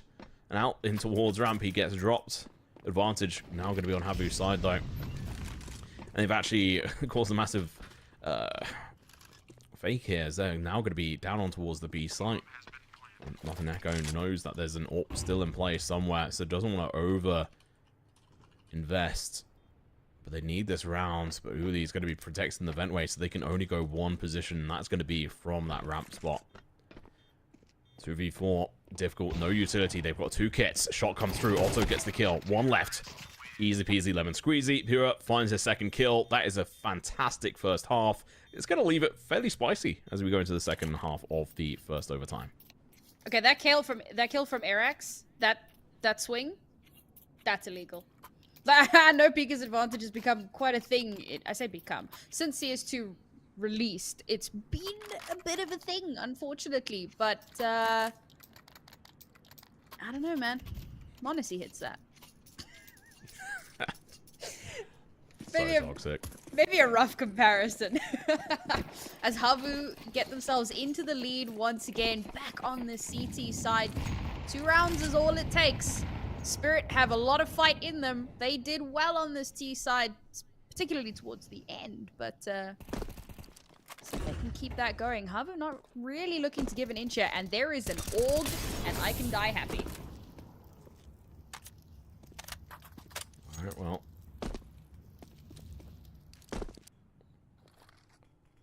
See if that AUG can make any difference here. I do appreciate a good AUG, especially on Anubis, which is going to be up next if you are just joining us. AWP versus AWP. Otto going to be peeking around the corner. He does wait for a moment, but he's going to be able to spot our play. He misses it. Oh, that is unfortunate. I'm not really going to bully anyone who misses opportunities like that because I still think there's issues on CS2 in that regard. But anyway, Banjo trying to push in, trying to recover this position. It's not going to be that easy, though. Smoke comes through. Going to have to force him back even further. This is just fantastic utility play from Spirit Academy. Along with just in general, just really good plays. Banjo switches up his position, trying to get something, but honestly just being given nothing. Keegan, he is a kill in towards slow arc on that. Don't really see this going in the way of HAVU, but who knows? Stranger things have been seen. It seems like they are dispersing, looking to get out with dodge. Save that AUG. Yeah, a bit of an unfortunate one here. Great pivot from Spirit, rushing straight down towards that B site. And interesting because HAVU, usually they did such a good job of locking down outside. I think there was only 1 successful round from Spirit towards B site in the last half where they began their execute towards B, right? Like it was B from the start, B to the end. There were no fakes, there were no rotations, it was just we're going B. And there was only 1 instance where they won that out. So for them to have been able to make that happen here, gotta wonder, what were HAVU doing? The first half seems to be a distant memory to them. But great job to Spirit to be aware, to be cognizant, knowing that HAVU like to have a little bit of shenanigans towards outside, and they did lose their first player there. So able to stabilize, able to push down, lock down that B site entirely, bring it back to a tied scoreline. And of course, the pause to come through, I think, is really important because, again, they know how much they struggled. They were struggling towards A site earlier. B site also somewhat locked down. Sorry, got that backwards. They were doing well towards A side, struggling towards B. And there was a lot of problematic shenanigans from ramp. So now they take that time out and they consider these things and they say, all right, ramp was difficult. We struggled towards B. Maybe they go A again, and it looks like that's what they're doing. Dude, my main concern for HAVU is the fact like their tactics book is out of play. They haven't really had to push into overtime on this map before. Banjo, though, going to be able to get the first initial kills. Mango pushes through the smoke. Arax going to be looking to try and help out his teammate as well. Trucks in the smoke, delays the potential inevitable. That's contradictory of what I just said. Outside, though, really going over the backstab. If they don't check this carefully, they may well lose one or two players. Up above is going to be not an Echo, but he waits. Oh, this player is spotted, but he's going to be able to be good for 2, maybe 3. Lights them up, knocks them down. Now Keegan with AWP in hand, the boomstick. Oh no. Uli with the backstab 3, massive kill, Sam. It's all gone wrong. I hate to say it, but I think this is going to go to overtime too. I just don't see this going any other way unless Keegan... Nah, he got a headshot there. He had no life. I love how your first thought is OT2. Not, this is where HAVU win. You just think, no, we're going into another overtime. The thing is, like, that was a weird one for me from Spirit because I was saying this in the first half, but what HAVU do is they try and pincer. They have people pushing aggressively from ramp side. They'll have somebody pushing aggressive and outside, and they will try to pincer and circle in. And Spirit knew that. And they don't check for that. To be fair, what normal non-psychopathic human being does that? Yeah. But HAVU have been doing it, so you've got to be aware of that. Most of HAVU's games have not really extended beyond into overtime, especially on this map in the past 6 months. Oh, Uli, no! Jumps around the corner, gets headshot. He's only going to be good for 1. The trade comes through now, advantage on the Spirit Academy's side. But there's going to be a lot of information going to be coming through here. The bomb might get caught in their crosshairs as well. Not an Echo might catch him off guard though, but Pura is going to be peeking around. Gets the kill. That's the bomb dropped. I might have just cursed Spirit Academy. I said they might be able to take it to overtime too, but no. Looking to be the other way around unless Baz can do something about it. He falls too short. Now Keegan is left in a 1v3 on their map. They've done so well, Sam, but it seems like they may well be stumbling at the final hurdle.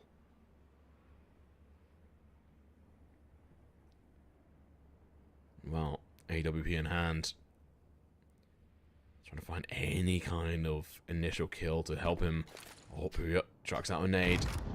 It's going to give us away his position, but Keegan, he just has to hold this. Wait patiently. But he's only got 28 seconds. He can't wait for this whatsoever, and unfortunately, he peeks on in. He gets dropped. That is going to be the round over. Oh, good game. 16-14. Feels like we're playing CSGO there with that scoreline.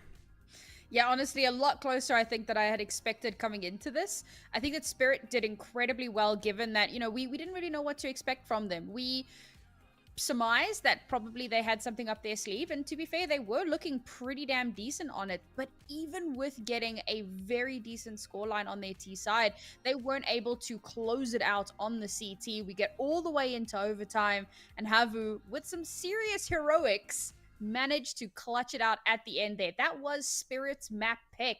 We're heading into HAVU's map pick now, and it's starting to get a little bit concerning for Spirit. Yeah, Anubis is going to be up next. I'm excited what they're going to be able to pull out of the bag. Uli, with that backstab, really saved their bacon. And now let's see how they do on their map pick on Anubis. We're going to go to a break. Make sure to go grab your popcorn and any drinks, and we'll see you in a few minutes. Make sure to watch the timer. See you in a bit.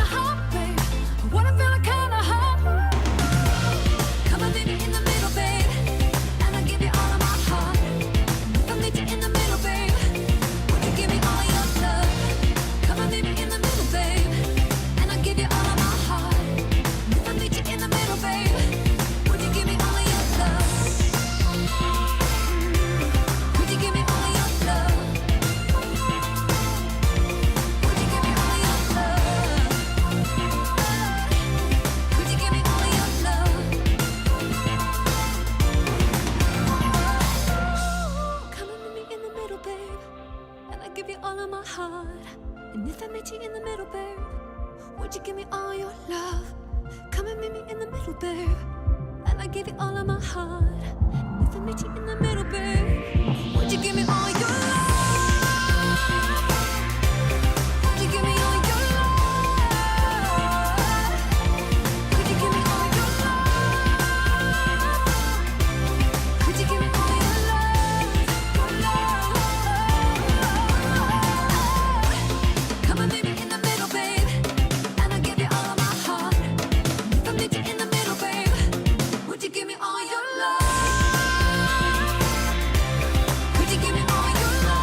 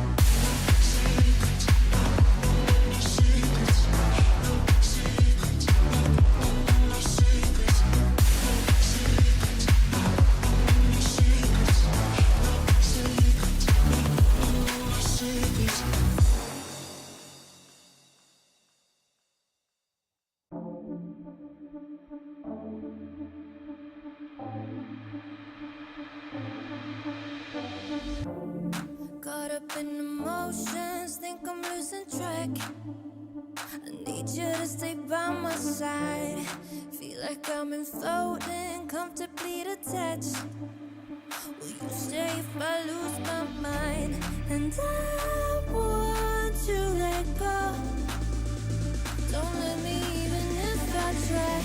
But I need you to know that I don't wanna lose this high.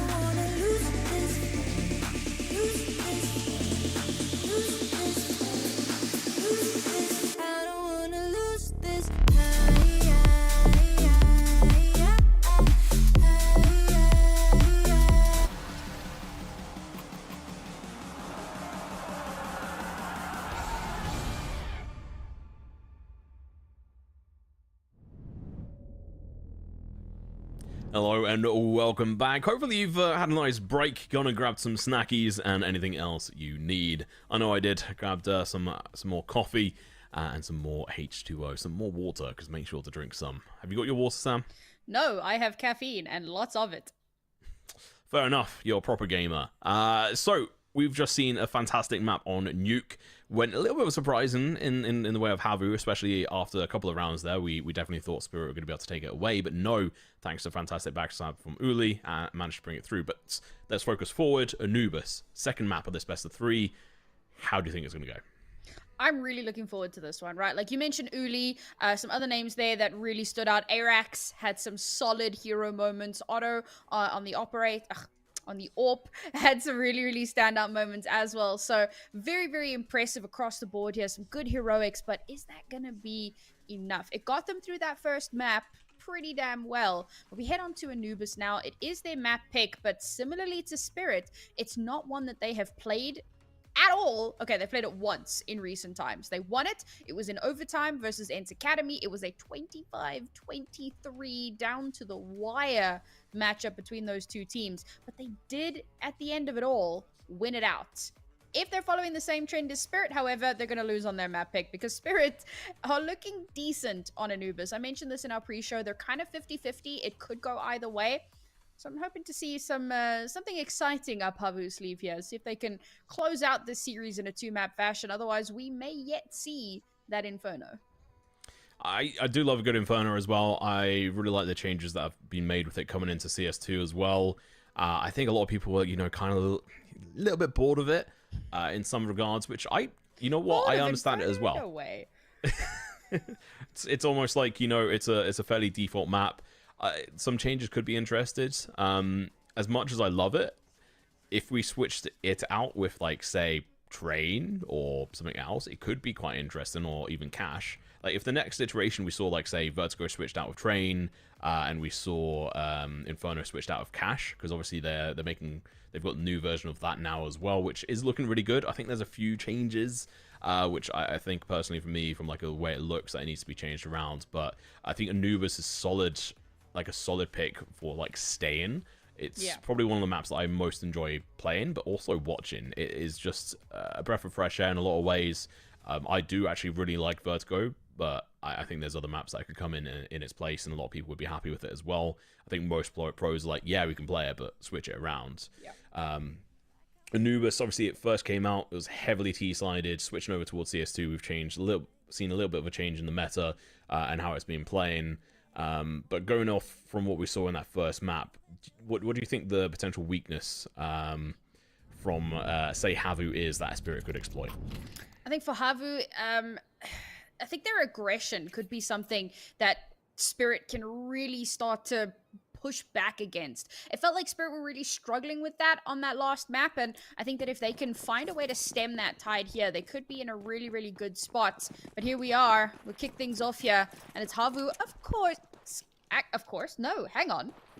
I would have thought Spirit would have chosen to start CT, but instead, they're kicking it off on the no, they did. You know what I mean.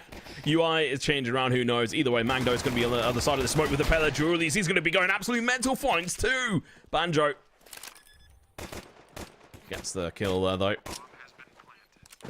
Bomb goes down. HAVU going to be good for the second round no matter what, but now can they close that out? Eric's with a single kill, make that a double. 3v2. Alpha, Baz coming in from the same direction here. Banjo is going to be spotting them out. Information has been delivered. Now they know that both the players should be here as well. They can play slow, they can play fast, however they so wish.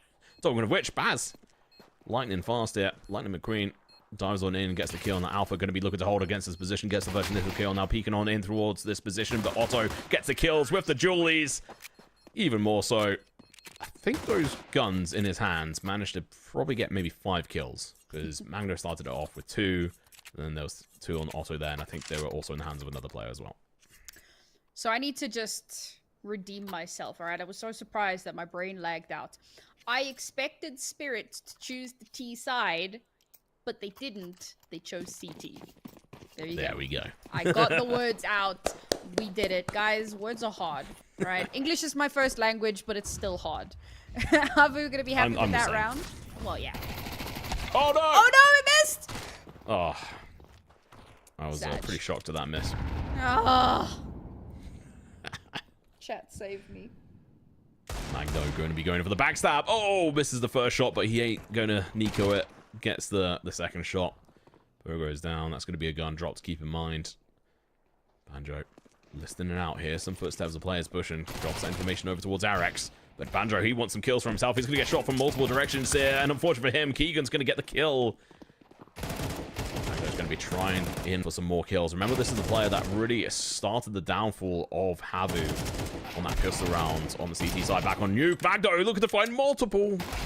He's got 2 kills so far this round. Make it 3. Make it even a 4th. What is going on? They didn't even need to go for... Oh, the bomb was dropped. They played aggressive into it. They lost the hold of the bomb. And HAVU absolutely crumpled under the massive pressure of Magno. You know who wasn't shocked by that, Zeus, Tom? Who? That player. Hey. I realized I should have said that, but I was too busy groaning at the awful pun. Great comeback from Spirit Academy. I mean, they had no right winning that round. None whatsoever.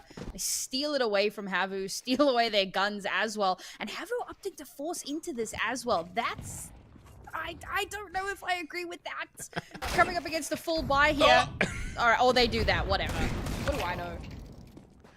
They specifically hunted down Magno and said, you know what, screw you specifically. Yep. Otto with the deal of his own. Baz's going to be peeking around the corner. It's going to be able to find 2. Last one's going to be Banjo. I don't think there's going to be too much he could do here. Some damage to the economy would be nice, but there's 3 players with A1s here. Baz going to be sitting in that position. Smoke goes out. And now he's pretty screwed because they can just hold him towards this position. If he just plays it silently, he might be able to have a chance, but no. Bad timing. It's not on his side. And that force is going to be putting them in an awkward position with their economy into this 4th round. Unfortunately, only getting 2 kills is not enough to make that force justifiable. Yes, Spirit Academy have to reinvest into this round, but they're kind of okay with that. Because they're going to come into this round on an anti-eco again. So, yeah, they are hard chilling at this point. HAVU back down onto pistols. Nothing spent into this one. They just cannot afford to put anything into this. So that's going to bring us all the way up to 3-1. Economy completely flipped on its head here. It's going to take them so long to build back into it. And I mean, this is their side. This is where they should be raking in the rounds, and they just aren't. I mean, after that 2nd round, honestly, Spirit deserved to just go ham on this front because there were a couple of mistakes here, obviously, from HAVU losing that round, which is painful. The fact that there's now a rifle in Eric's hand is interesting because that was a Glock kill. Now we've just seen an AK 1 tap. That's going to be giving away a position of 2 players. Keep in mind, there's only 3 on each side, so they now at least know the position of 2 of the players. And also, I was trying to give away some sound cues there over towards that B site. Meanwhile, his teammates are rotating on through towards A. Uli's going to be the first man through, taking the initial shots. Probably going to die. It's going to allow the potential trade to come from Arax there. It's going to have to happen fast, but no! The headshot lands onto the wrong player. And now they're left in an awkward position. The rifle's picked up, but it's going to be too slow. Rotation from the other players is already in tow. The turnaround comes through, but Otto, he's not fast enough. 2 rounds on a Glock round. You know what? Pretty good. Starting to see why Spirit chose CT. I'm starting to see the vision. Tomothy. It's not Tom's real name, guys, but it is now. It's canon. HAVU not having the best time of things at the moment. Still trying to chip away at that economy, but not quite able to get some rounds in their back pocket. Now, weapons to work with. And I think that Spirit, the reason they chose CT was to try and get ahead of that aggression from HAVU. If they can shut it down here, then they should be, you know, they should have an easier time when the sides swap. And so far, so good. Yeah, I don't know what to think because that 2nd round win was just, it goes against so many logical sort of decisions. From the side of HAVU. It was just unfortunate. I mean, Magno, again, doing the same thing that he did on Nuke with his Deagle. Opened up the round and also just winning it. He got 4 kills, if I'm right in saying, with that Deagle. I didn't think he was going to quite pull it off, but nonetheless, he did. Alpha going to be blowing up the smoke. Allows him to peek on through, but there's a secondary smoke. He got tricked. Eric's going to be round the corner. 2 A's on each team. And, oh, Alpha shows who's the true Alpha. Magno has to drop down the smoke a little bit closer than he may well have wished. Chucks the nade out onto platform. Turns around. Flash comes through. Looks away. Bomb's going to go down. They can't deny the plant. And this is going to be difficult. But the kill comes in from Magno. But the trade from Otto. This is looking pretty interesting. 3v3. Make that 2v2. 2v3.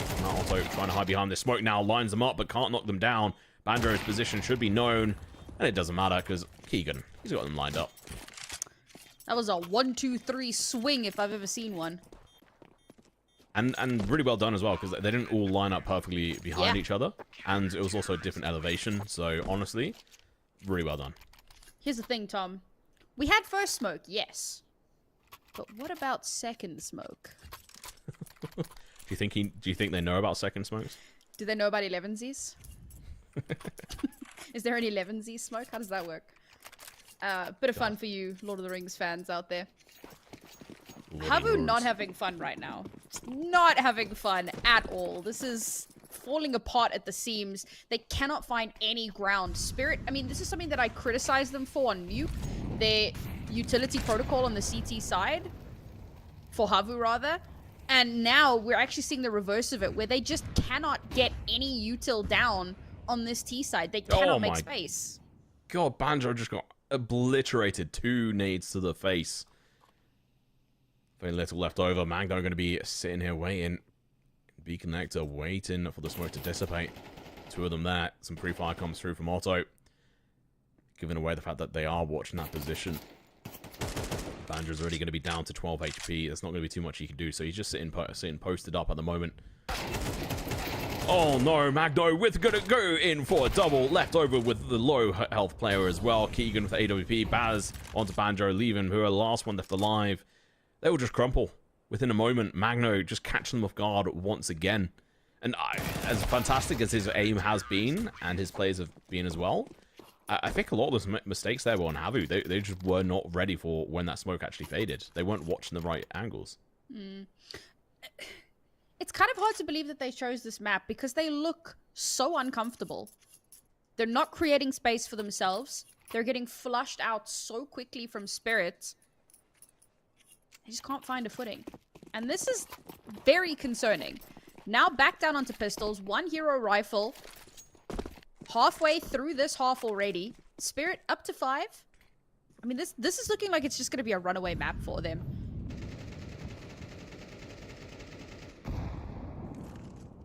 Keegan with the boomstick. It took a while for him to warm up into it in the last map. But now starting out on the CT side, he's been able to pull it out and take a couple of shots. Economy looking pretty good on their side as well. I think part of the issue for HAVU is just that second round is just, like, for me, like, it would be hanging around in my head. So I have to kind of think that it would be for them, even though they are obviously far better than I'll ever be. They have the experience on that front, but must be hanging around here. They push on in towards this mid position. Good aggression here. Who is going to be able to find one alpha? Going to be able to get one before going down. Keegan as well. Now we're left with 2v3. This should be possible. The smoke goes out a little bit too late. Magno pushes on through, but he has the disadvantage.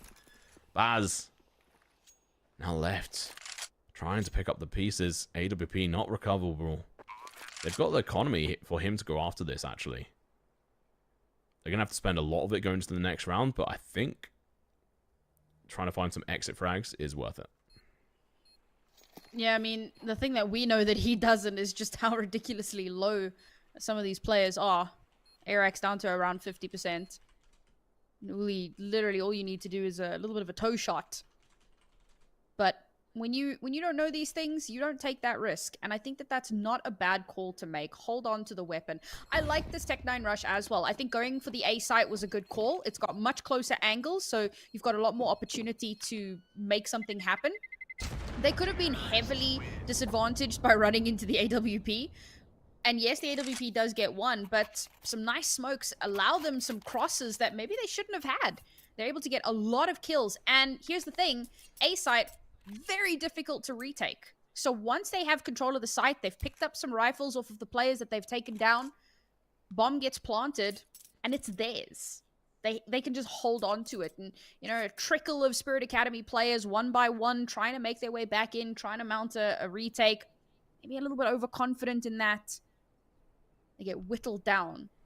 A much needed round from HAVU to win as well. They're going to be so happy as well, bringing 2 rifles from that round and being able to hold on or save the AWP from Spirit Academy.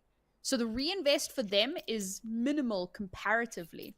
Great round for them to walk away from, but they've got to turn it into more. So the tech pause comes out here because they realize one round is not enough. One round of explosive, unpredictable play is not going to get us the win.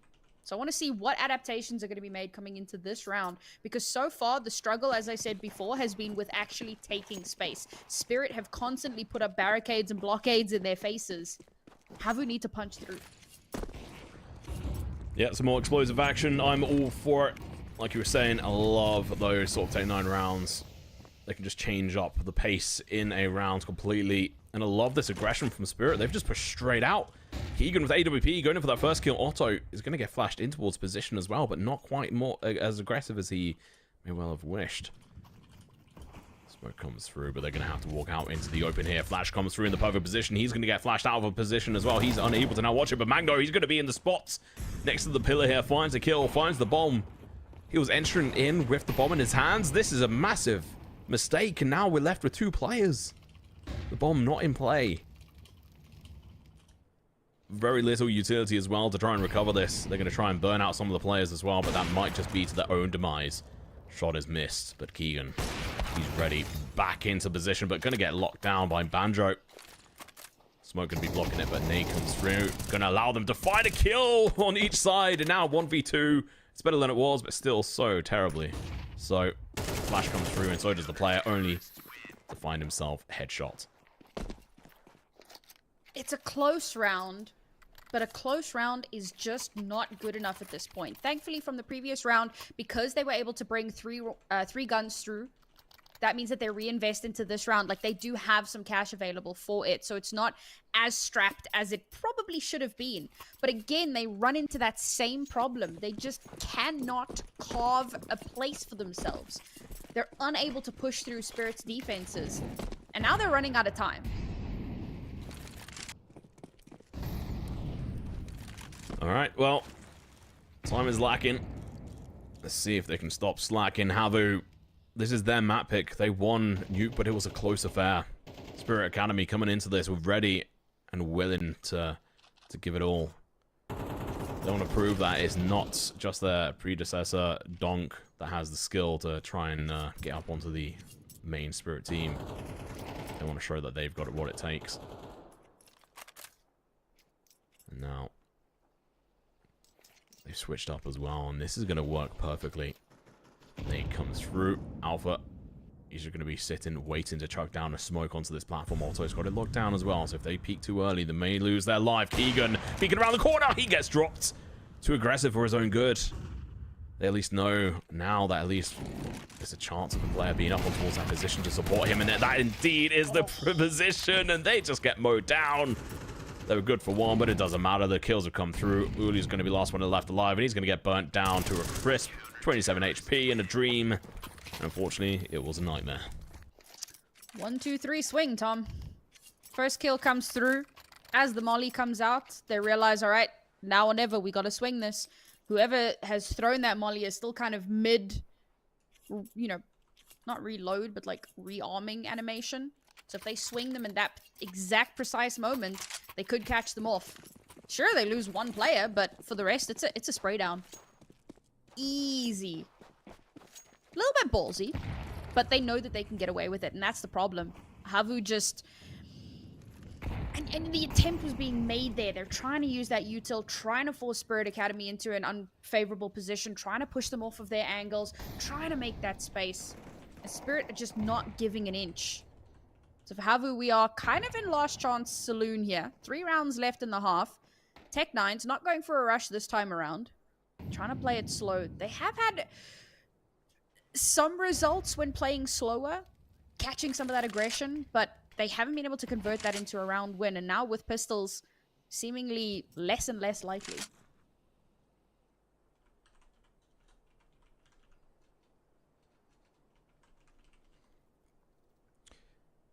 I'm trying to think of what HAVU need to do to sort of switch this around, and honestly, I don't know. We're gonna have to wait and see on the CT side here. They're gonna need more rounds than they've got. They've obviously not gone for that explosive kind of play for the Tech-9s, although I don't think it would have worked this round anyway. But down mid they go, a little bit silent. Some smokes and stuff over towards A and in towards mid as well, and here they go, pushing in. Explosive action's gonna work. Alpha gets dropped, and now they find the second one. Baz is dropped, and he's been a hero player for the opposition as well. Montenegro is gonna get pincered here in a couple of seconds, so he's gonna have to go big, very fast, but he's only gonna be good for one. That's fine. HAVU don't care. They've got the bomb down. They've now all got rifles. They've got armor. They've got the position. They've got the kills. Keegan left wondering what to do in this scenario. 7th round on the board. Spirit, they're feeling pretty happy, but they know that they could do with a couple more rounds on the board to secure this.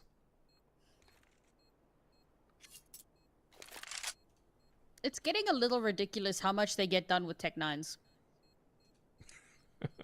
Like, this is the second time that a Tech-9 rush onto the A site has netted them a round win. And it's unreasonable. And it's a problem because, like, whatever it is that they're doing needs to be transferable. It needs to be something that they can do on a rifle round. thankfully now up to 3 rounds, and once again have managed to yoink guns as well as an AWP off of Spirit. But man, I'm starting to lose faith, I'll be honest. I want to see them do something, right? We saw what they were capable of on Nuke. But I'm just not convinced that only 3 rounds on their T side. Maybe they get 2 more, right? Like, best case scenario. Maybe they get 7-5. Which is exactly what Spirit had, if you cast your mind back to Nuke. Mm. But given that we're on Anubis right now, I don't know if that's going to be enough. Even though it is their map pick. Must be a bit of a tech issue here, so we'll be back in a moment. Eric's might be facing the tech issue here. He's the only one standing still. So I'd assume he's probably the one facing issues. Unacceptable. Round medic comes in. Pause is in play. Not allowed to have issues, Tom. It's just not allowed, you know? I never have tech issues. Never, you know. Living in South Africa, I don't have electricity issues or internet issues. Never. You know, everyone should... True.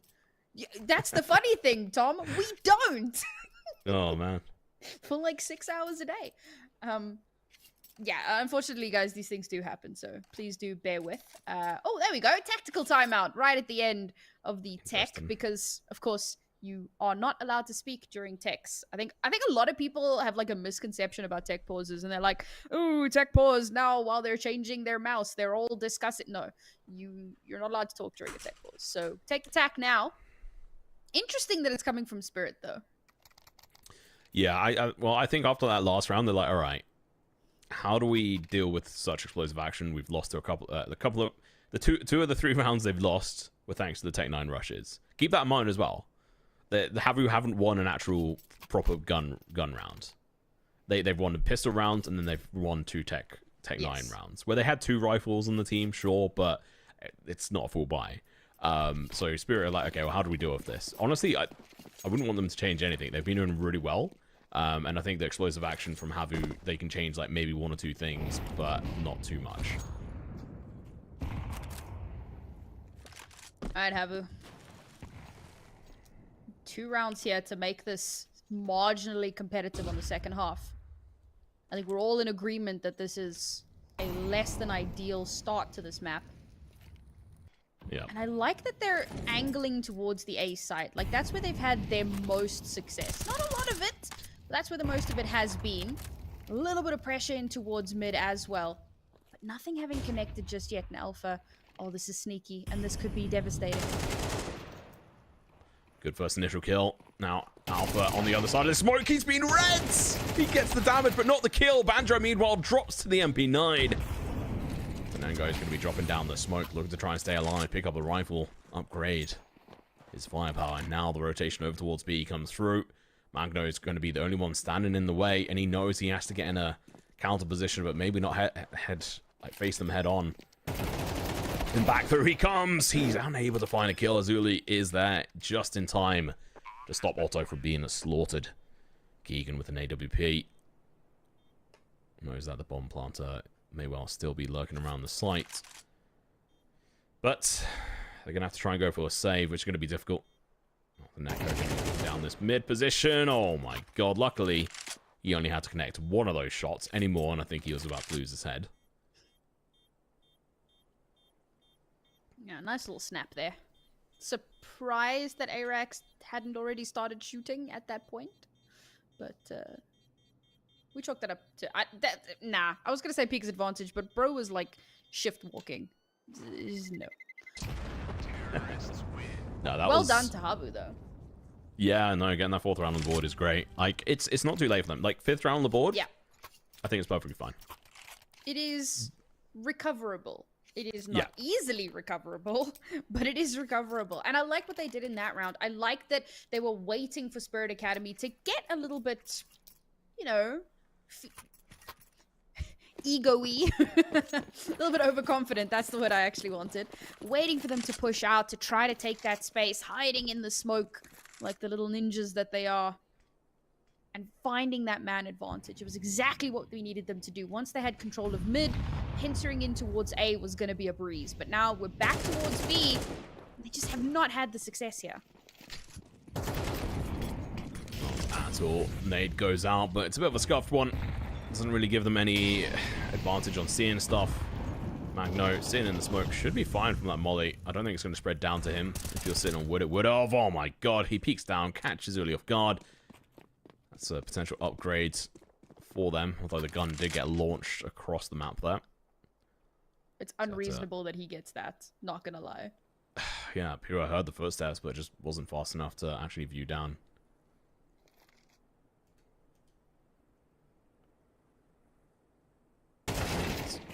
Oh, that you could accompany to be in Pika's advantage, but it doesn't matter. Down in towards mid, we see HAVU go. Every chance they could catch a player off guard. Not Nico doesn't get shot there. He's able to stay alive and chuck down some utility. This is going to be tunneling them and funneling them straight into the hands of Alpha, who's going to be taking care of business with the MP9. Good for one. That's all he needed to get, though. Just chip away, leaving, well, I was going to say 2 players, but now it's only 1. It's going to be Banjo, the final round of the half. This is their map pick. HAVU looking extremely weak going through over towards the CT side, but maybe they have a chance. He's got the bomb in the hand, but unable to connect the shot. So we're going to go into break. Make sure to grab your drinks, your popcorn, and come and join us after the break.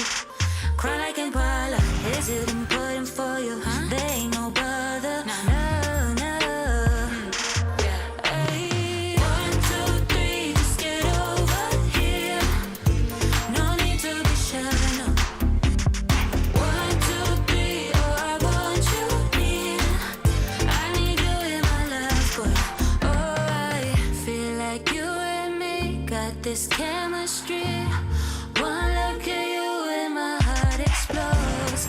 Just let me be the one you keep. I'll be right here through the hot and cold. But I'll be loyal to you. No need for drama. Farewell with you. Cry like Impala. Is it important for you? There ain't no bother. No.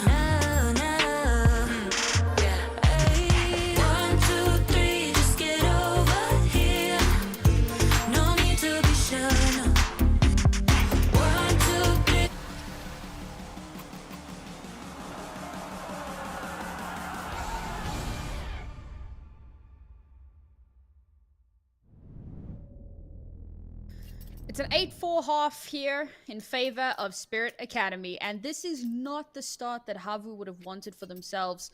They got to start on the superior side, and they could not capitalize on it, even as an aggressive team as they are. Only 4 rounds on board, and 3 of them were on pistols. not a great look. See if they can start to claw things back into their favor here in the second half.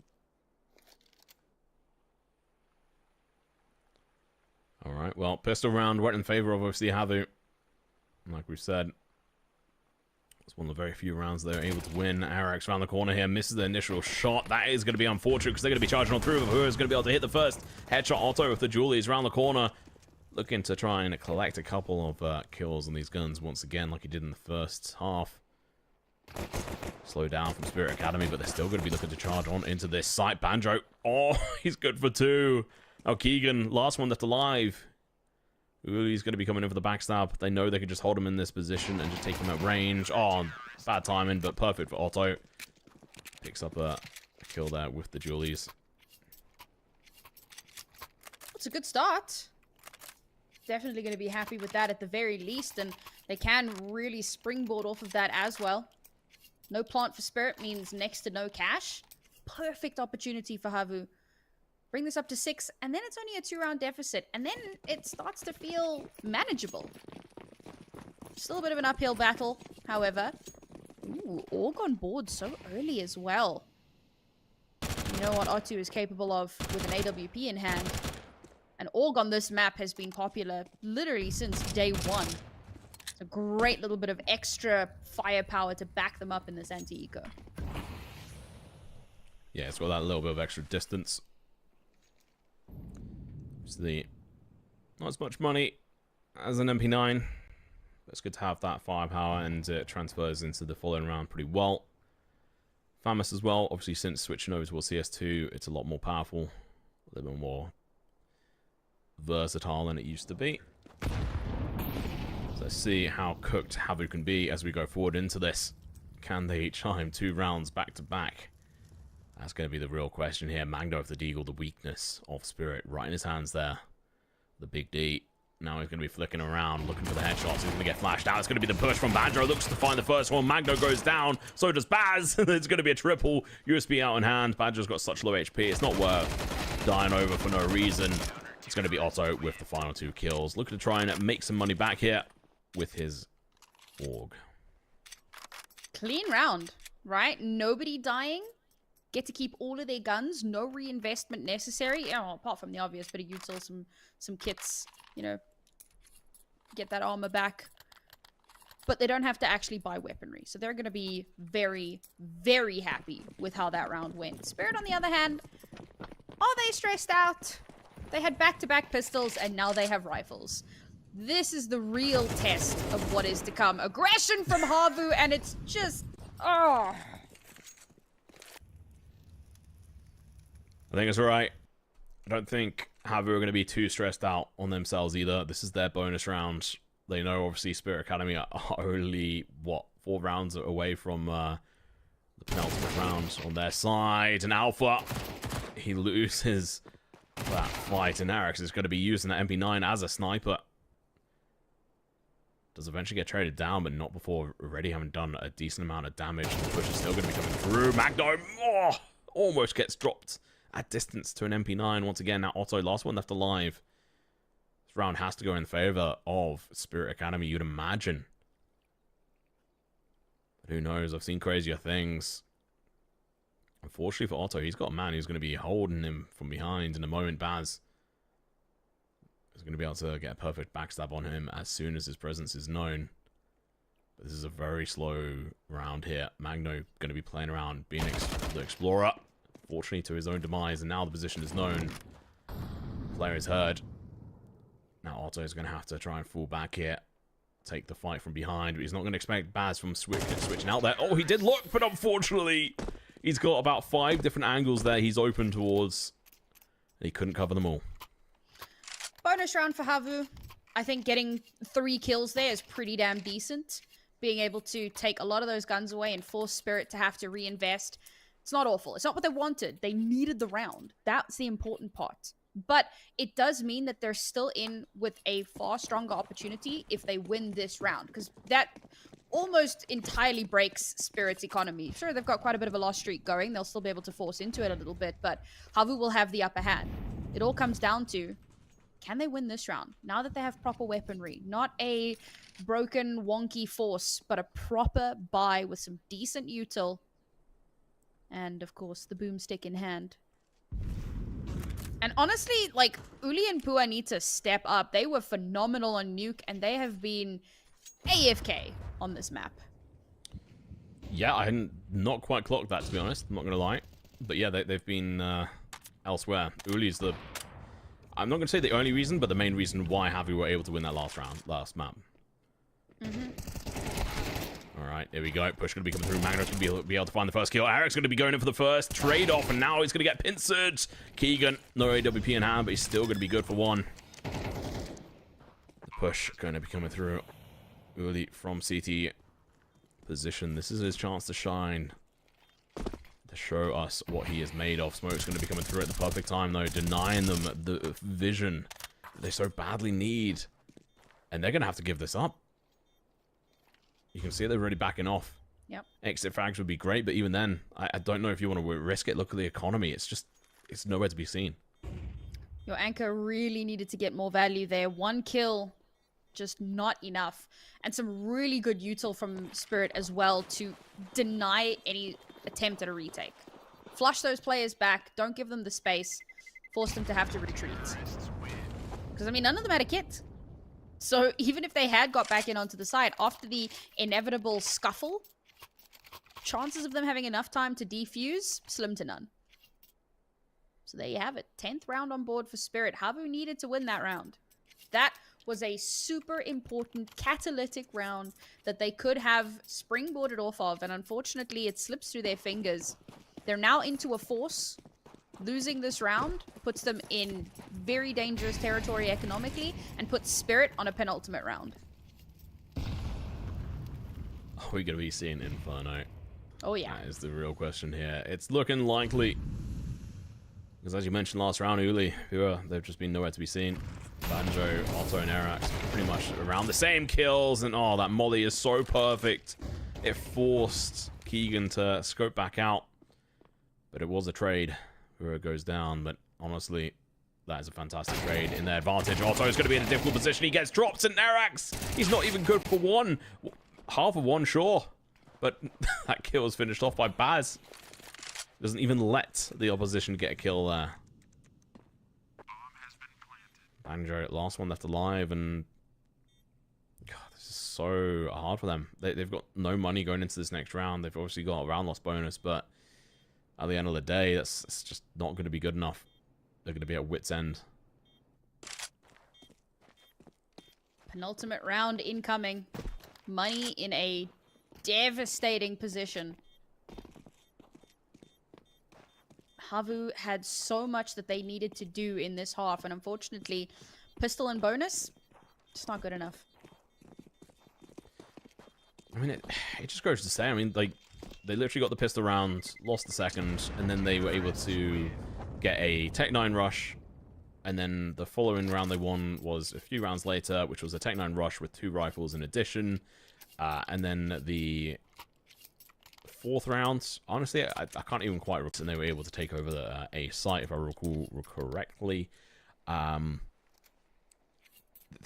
just struggling here versus Spirit Academy, who just seem to have read their tactics, but it really does bring into question the Anubis map pick. I know that they had a really good map against Ents Academy.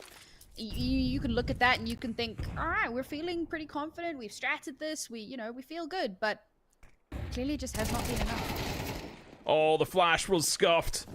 And the peek comes out from Banjo, but it's only going to be to his own demise. Macno going to be pushing through the molly here. It's going to be molly on site, forcing Uli to peek out far too early. Magno is just able to obliterate them. Alpha watching their rear as well. Spots out the backstab play up. Unfortunately, the 5-7 allows for the AD spam. Headshot galore. 3 versus 4. There's no way that we see HAVU winning this round out. So it's going to be a save, and they're going to be having to fight to stay in on the penultimate round. And it looks like Inferno is on the cards, but we're not there yet. I mean, we may as well be at this point. Clip it and ship it, chat. I think this this map is more than likely done and dusted. One opportunity. Well, it's not one opportunity. It is 6 back-to-back opportunities that HAVU have to take hold of if they want to bring us into OT again. And while there is a slim chance, there is a universe where this happens, I am unconvinced that this is that universe. It's one of those like parallel MCU type vibes where there's a lot of stuff going on in, but in this one, unfortunately, Doctor Strange isn't going to be able to save this one for HAVU, I don't think. With Uli and Pura sort of being pretty much AFK some of the rounds, as harsh as that may sound, it's I just don't see it happening because they need them to come alive. But that is one hell of a nade. They do so much damage. Otto misses his shot. No, he was the key. Banjo may well be the lock for the site though, as he bashes them away, gets a kill, but loses 94 HP in the process. They backed them away for the moment. The fight's not over. There's still 4 remaining Ts. Spirit Academy know that they've got time to play with. They don't need to rush this. They've not got that. They've not any kills, but they find one. Pura knows if he goes down, that would be the map over. He has to play a little bit slower, a little bit smarter. Smoke goes out, and what a perfect smoke. Bounces off the pillar in the center. Smokes off the palace position and forces Pura to back off, allowing them to play a little bit more aggressive if they wish. Meanwhile, we do have Otto with AWP holding over towards A alone, who is able to find Magno. That's going to be a good, secure kill. But now Otto has to find this initial frag. But no, they turn around. 30 seconds, Sam. I like this slower play. I like them really thinking about it, really trying to get into HAVU's heads. And let's face it, they are deeply entrenched in HAVU's head. No. Here we go. Keegan peeking down in towards CT. He misses his shot. But so does Pura. And now the bomb is being planted. They're just signing on the dotted line for this map now. Last 3 signatures need to be noted down. HAVU almost had that round in their grasp, but now they're on the back foot. Flash going to be coming through from Pura. This is going to allow them to play a little bit more aggressive. AWP on Otto is going to be a bit of a disadvantage in this situation. Nade's going to be going out behind the pillar. Keegan's going to be able to find Pura. Now it's going to be a 1v3. Keegan almost finds all 3 of them, but Banjo drops to Baz. And what a map. 13-6 in favor of Spirit Academy. They win each other's maps. But you know what? Spirit Academy did that in style. They did that with flair and dominance. Yeah, definitely looking the more comfortable of those 2 teams on that map. It really felt like they had a much better hold on it, a much better grasp of how to play. And particularly in that last round, right? Like they both come down to a 3 versus 3. And instead of being overly aggressive, because you know at this point, whoever is on CT, in this case HAVU, they're going to spread out. They're going to try and make sure that they've got everything covered so that they're able to respond. So you slow it down a little bit. Yeah, they lost a player, but it gives the info. Now they know that site is free and clear and they can rotate across. Beautiful little post-plant setup there. Keegan getting 2 with the AWP. Absolutely beautiful. And yes, it will be taking us over onto Inferno. And just a quick one for those in chat who are confused. Donk is on the main roster. This is the Academy roster. So unfortunately, if you were looking forward to seeing him donking on some clowns, you're going to have to wait for the RMR for that, or rather for the major for that one. Just down here, we've got the Academy team, those who aspire to be the next donk. And it looks like they'll have one more opportunity because, yeah, Inferno, the map that both of these 2 teams enjoy banning is going to be our decider. Well, let's see how it's going to go. We're going to go into a break and we'll be back with the 3rd map in, 10 or so minutes. Watch the timer. I don't know. I can't read or see the future, but we'll be back in a bit. Make sure not to go anywhere and we'll see how it goes.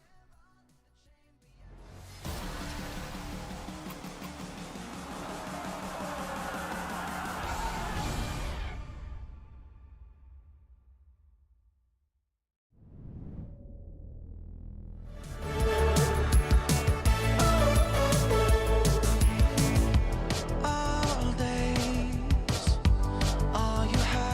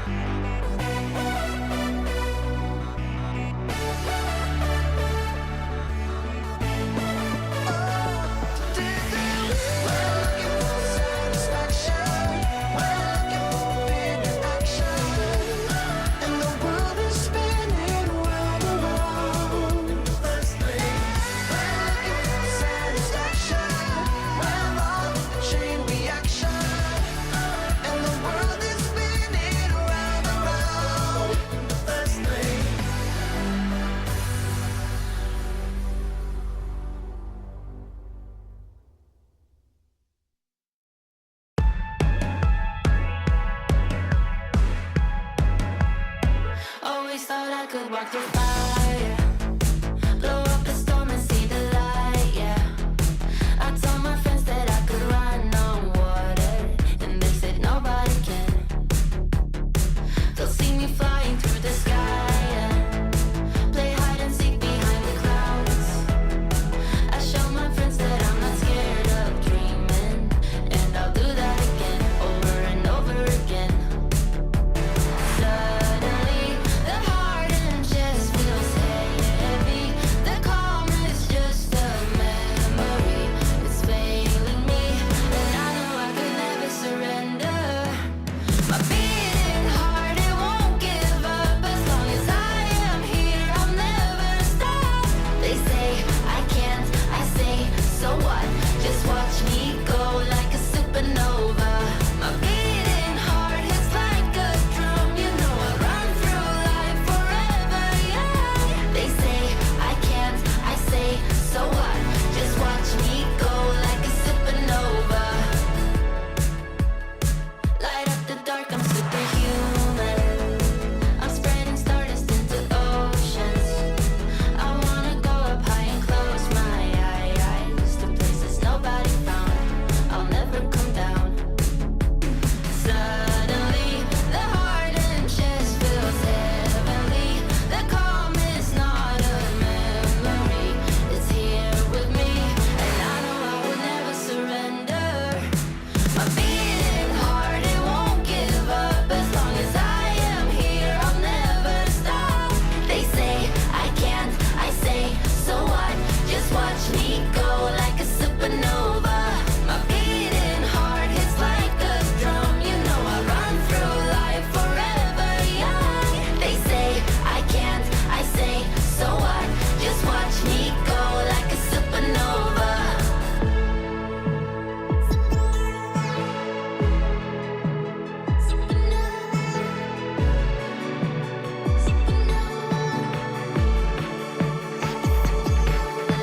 My beating heart, it won't give up. As long as I am here, I'll never stop. They say I can't, I say, so what? So what? So what? So what? So what? My beating heart hits like a drum. You know I run through life forever young. They say I can't, I say, so what? Just watch me go like a supernova.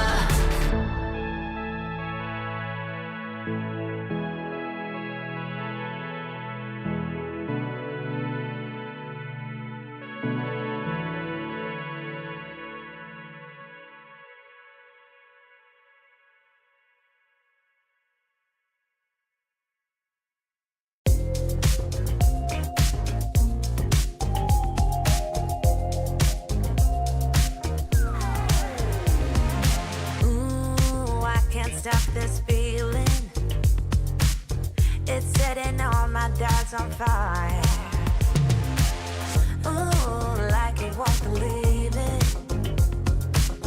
Won't let a moment pass me by. Too late, can't win, I'm giving in. 'Cause I can feel something coming over me, holding me till the morning. And it keeps me dancing when I feel something coming over me. I just keep dancing. Ooh, morning light so blinding. It's on the ceiling and the walls. Where is my name? 'Cause I can't find it. Those early memory lane walls. Ooh, but I know it's the price that you pay. Ooh, for living it up on Saturday. I can't win, I'm giving in. 'Cause I can feel something coming over me, holding me till the morning. And it keeps me dancing when I feel something coming over me. I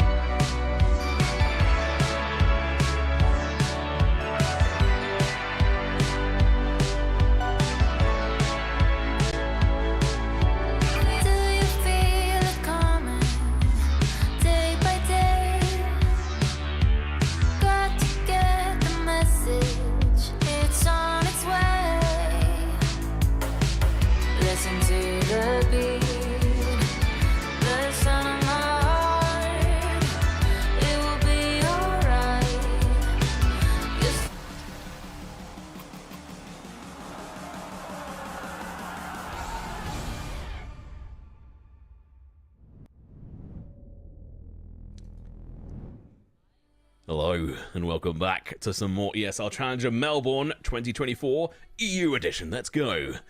We have had a interesting series so far. A third map wasn't really expected, and honestly, I think we kind of thought that HAVU were going to be able to win out on Anubis, but they did not. They kind of stumbled, didn't they?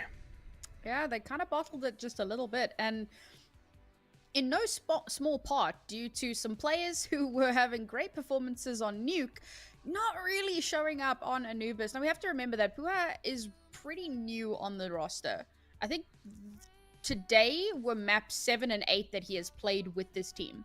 So it's possible that he's just not as comfortable in his role on Anubis since joining the team. You know, that can be a serious contributor to why he wasn't necessarily performing as well as he could or should have been.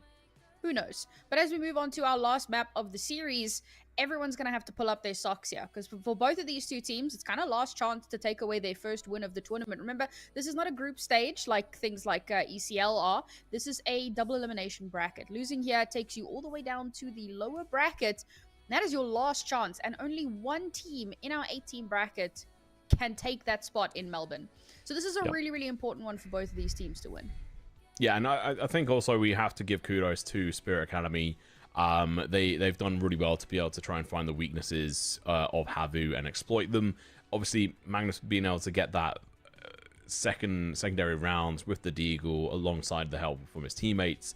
4 kills with the Deagle versus Rifles on that second round. Honestly, after that happened, it was like, okay, I mean, how HAVU going to happen? It's something I mentioned, is like, that would definitely trigger and screw with everyone else who like the generic player. So it'd be interesting to see how HAVU recover from it, and they never did. That was pretty much the end of the game, end of the map already, even though we didn't know it. So I think Spirit Academy, like they were able to really hold on to that and push a lot of pressure points on HAVU throughout that map. And obviously they lost Nuke, which was their map pick, but they didn't lose it by a lot, and they took it into overtime. And then it was Uli coming through with heroic play in one of the rounds, going for the backstab and being able to find a triple kill with the AK from T-Spawn, which is an insane play. And thanks to that, they were able to secure that map, even though I honestly thought it was going to go to second overtime. So I'm really interested. Inferno, it's not really favorable for either one of them here. Like you were mentioning before, it's one that they both tend to ban.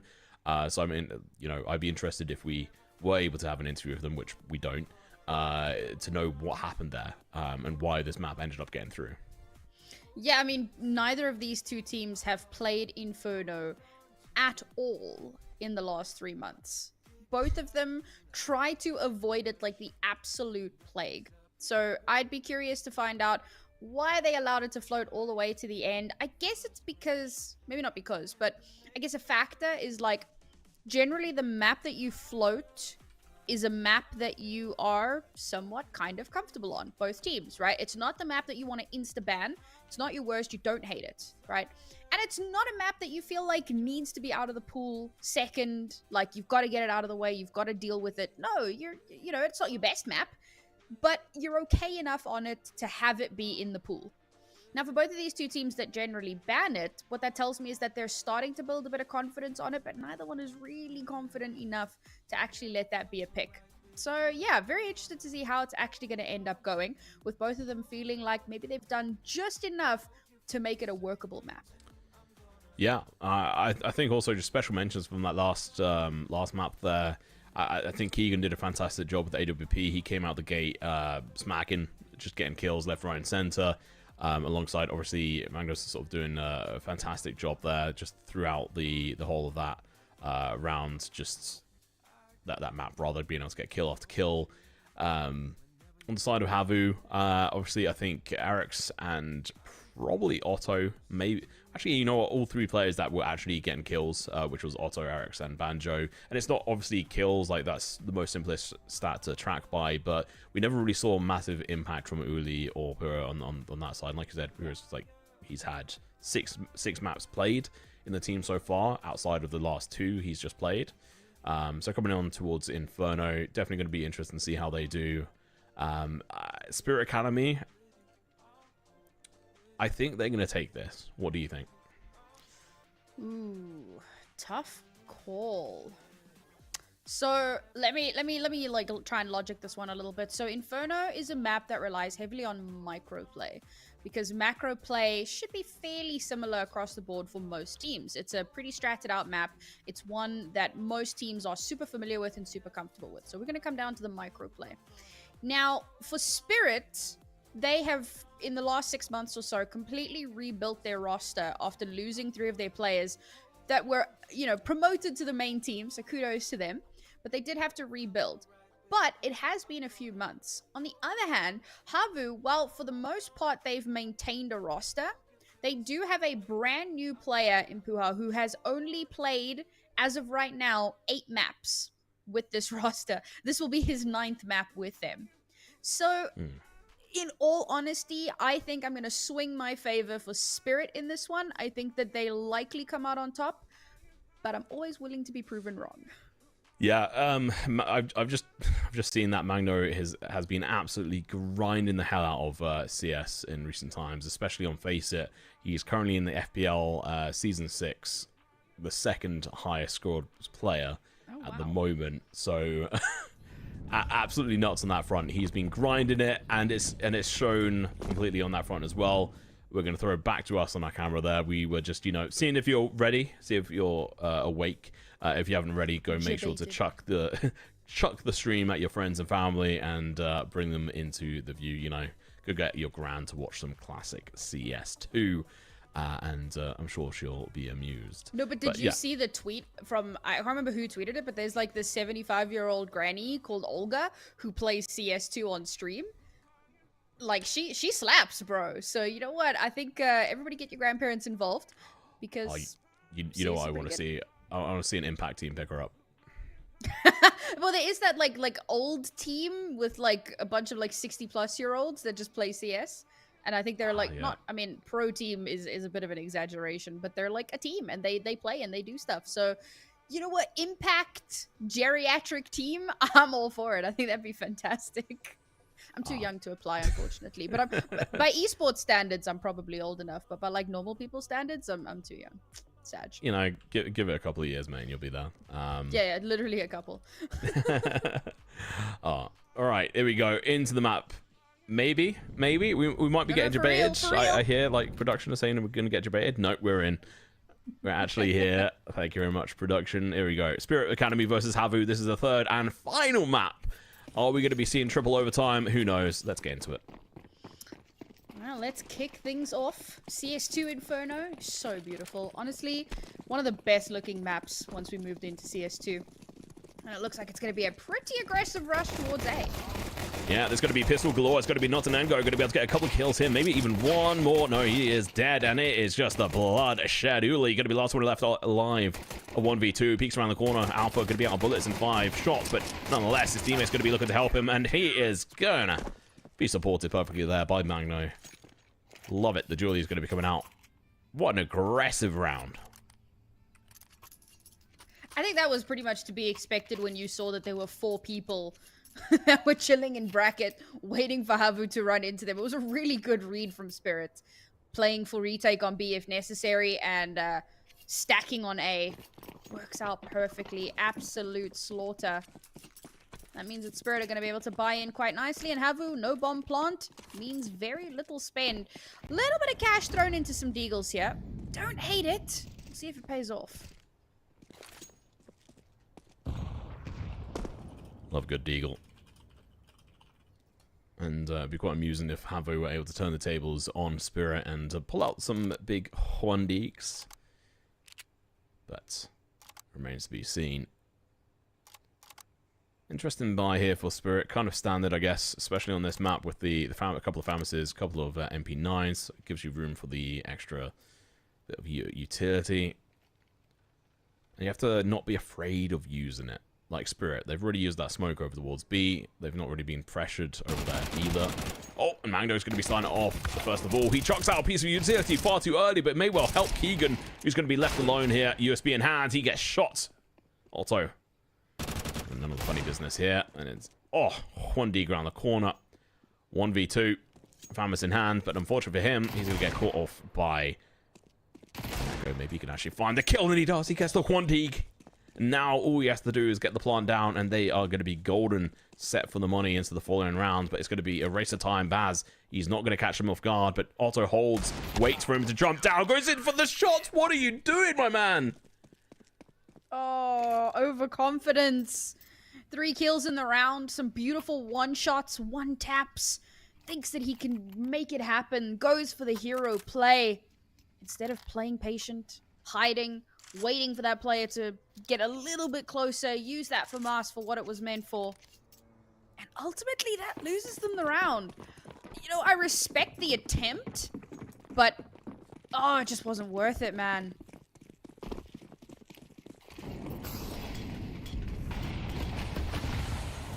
Alright, well, there we go, aggression. Doesn't really come out here. They're going to have to wait a little bit longer to push down this banana position, but Arax waits for no man. He's taken 11 points of damage. He's still going to be peeking on into this. That was a bit of a risk. Had the disadvantage of peeking into that. But he knows how important it is for them to try and retain some level of control over towards B. Meanwhile, Magno, he peeks out with the smoke in hand. And we know smoking kills. And he's going to get dropped out of that round. Banjo onto balcony. Gonna have to play around the smoke himself. Also gonna be going in a dry hit. Gonna be able to find the first kill. Baz around the side of the cart. Gonna be able to be good for one, but Uli with the trade. Montenegro gonna be on site waiting for them to jump across. Has to find multiple kills here, but he has been spotted and dropped. I respect the play, but unfortunately for him, the bomb planter span around, looked into the corner. Pretty important one for HAVU to win there. Would have been better if they'd won their previous one. Particularly because of how close it had been. They've done some sizable damage to Spirit's money at this point. The fact that they brought it down to only 1 player left on their bonus forced them to have to reinvest, then won the follow-up round, means that Spirit have got absolutely no cash left. So HAVU are going to be really comfortable here. Good chance for them to bring it back, bring it up to a tied-up scoreline. Only 1 Deagle available for Spirit. So, you know, that brings the terrifying factor down ever so slightly. Just ever so slightly, though.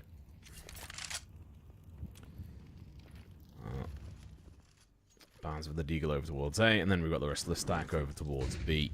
Flash comes out, they push on out, they're going to get burnt and flashed out, but still, the 5-7 is going to be good enough to get a kill. Magno not with the Deagle this time, but with the 5-7. It's going to be Keegan peeking around, but unfortunately only to his own demise. Able to recover 1 rifle there, and now they have to decide on what and how they want to play this. Over towards A they go. They need to find this player on site. Baz super quickly. Smoke goes out. They cross on over, looking to get the plant, make sure it's secure. But Baz, he's good for 1. But the trade comes out and the backstab is unable to be accomplished.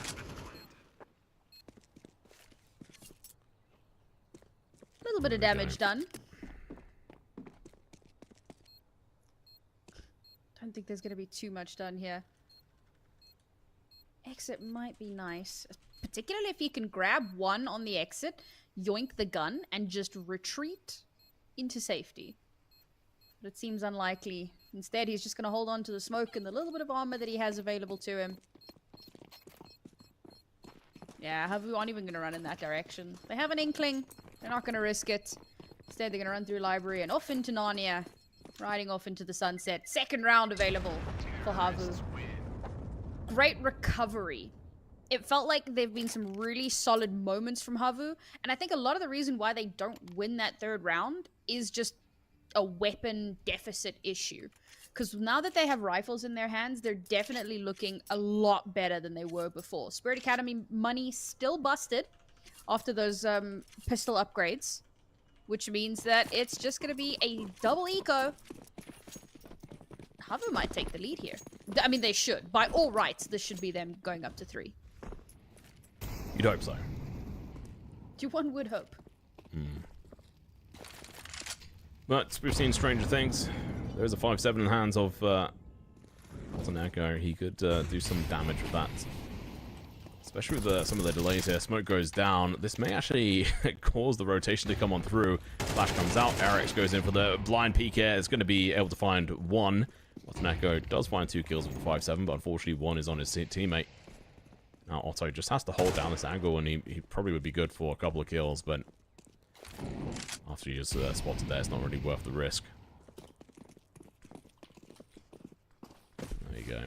Over towards A, they plant themselves. There's only one rifle they can recover on Spirit's side, but I think they take that and they run.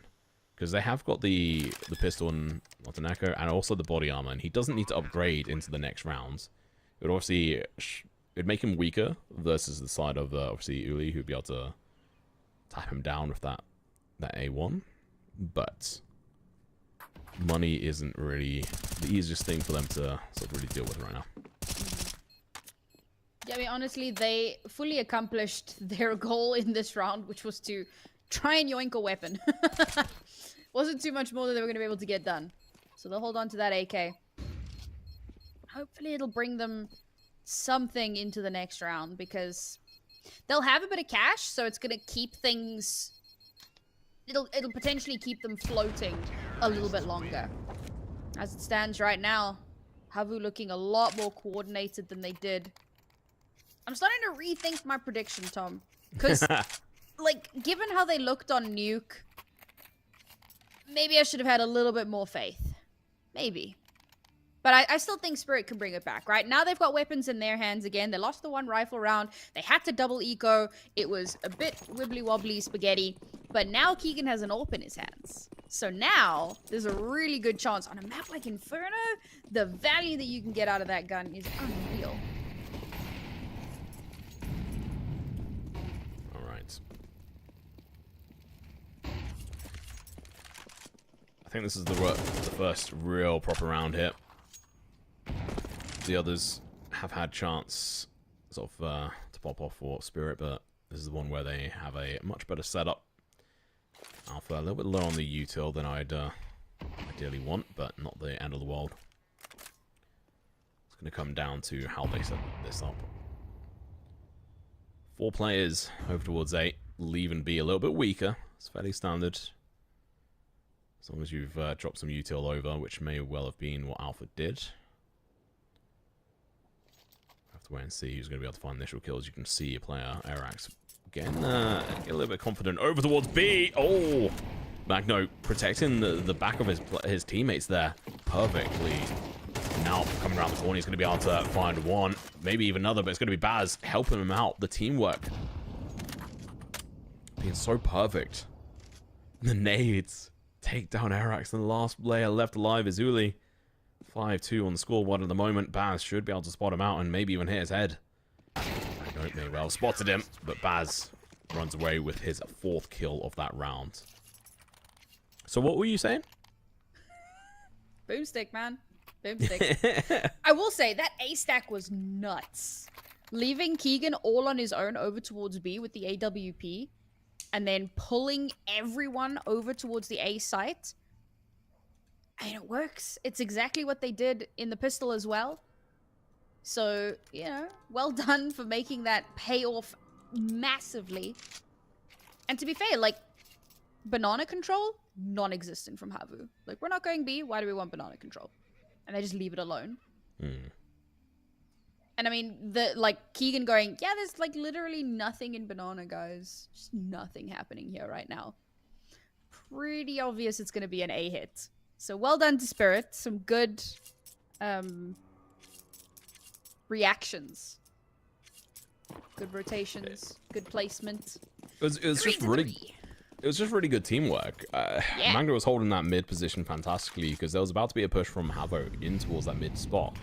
And he was able to take the initial damage and also put some 5-head power down, which delayed the potential push and allowed Spirit Academy to spin on their heels because they were about to rotate over towards B.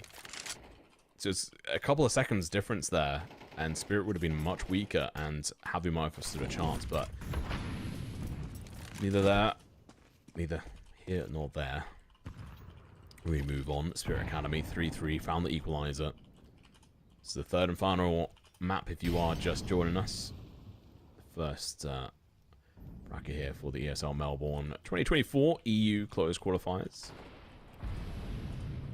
Europe was non-existent in that previous map this time round. 2 kills already on the board. Looking to try and lay down the law. Show a better performance like he had on Nuke. Keegan, he's now got that position locked down with the AWP. He has been a dangerous player with this gun, even with the new fisheye effect around the AWP scope here. Which I appreciate. I don't mind it. Oh, Magno. Be careful, my dude. And he peeks on through, gets a kill, loses half his HP, but who cares? And Keegan in towards mid, finds a kill. Now Pyro's going to be looking to go in for some vengeance, but Keegan's ready and waiting, lines up the kill, gets flashed, doesn't matter. He's able to find the shot, but Banjo with the trade. It's going to be a 2v4. They have to make this work quickly. The longer they wait, the harder it's going to be, and unfortunately for them, it's going to be Otto with AWP, who's going to get deleted if he's not careful. There we go. Alpha finishes the job. He indeed was not careful. Another solid round from Spirit. I love the fact that Keegan is playing so dynamic. He's not going to play the same side over and over again. We saw that on Nuke as well. Back on Nuke, it was more Otto because Keegan didn't have a lot of chances to have the op. But this time around, B side, A side, wherever he's needed, he's going to back that side up. And A is looking like a bit of a problem for HAVU. I want to see them go for a B hit. And they also would like to see a B hit. Unfortunately, it's pistols. Pistols galore. Oh, Otto going to be good for one, but that's going to be all she wrote. 2 kills. It's nothing to scoff at, but it's going to be 2-round lead now for Spirit Academy. This is the decider map. Well, that was a quick and dirty round for Spirit. I feel like HAVU only go B when they don't have guns, and it's...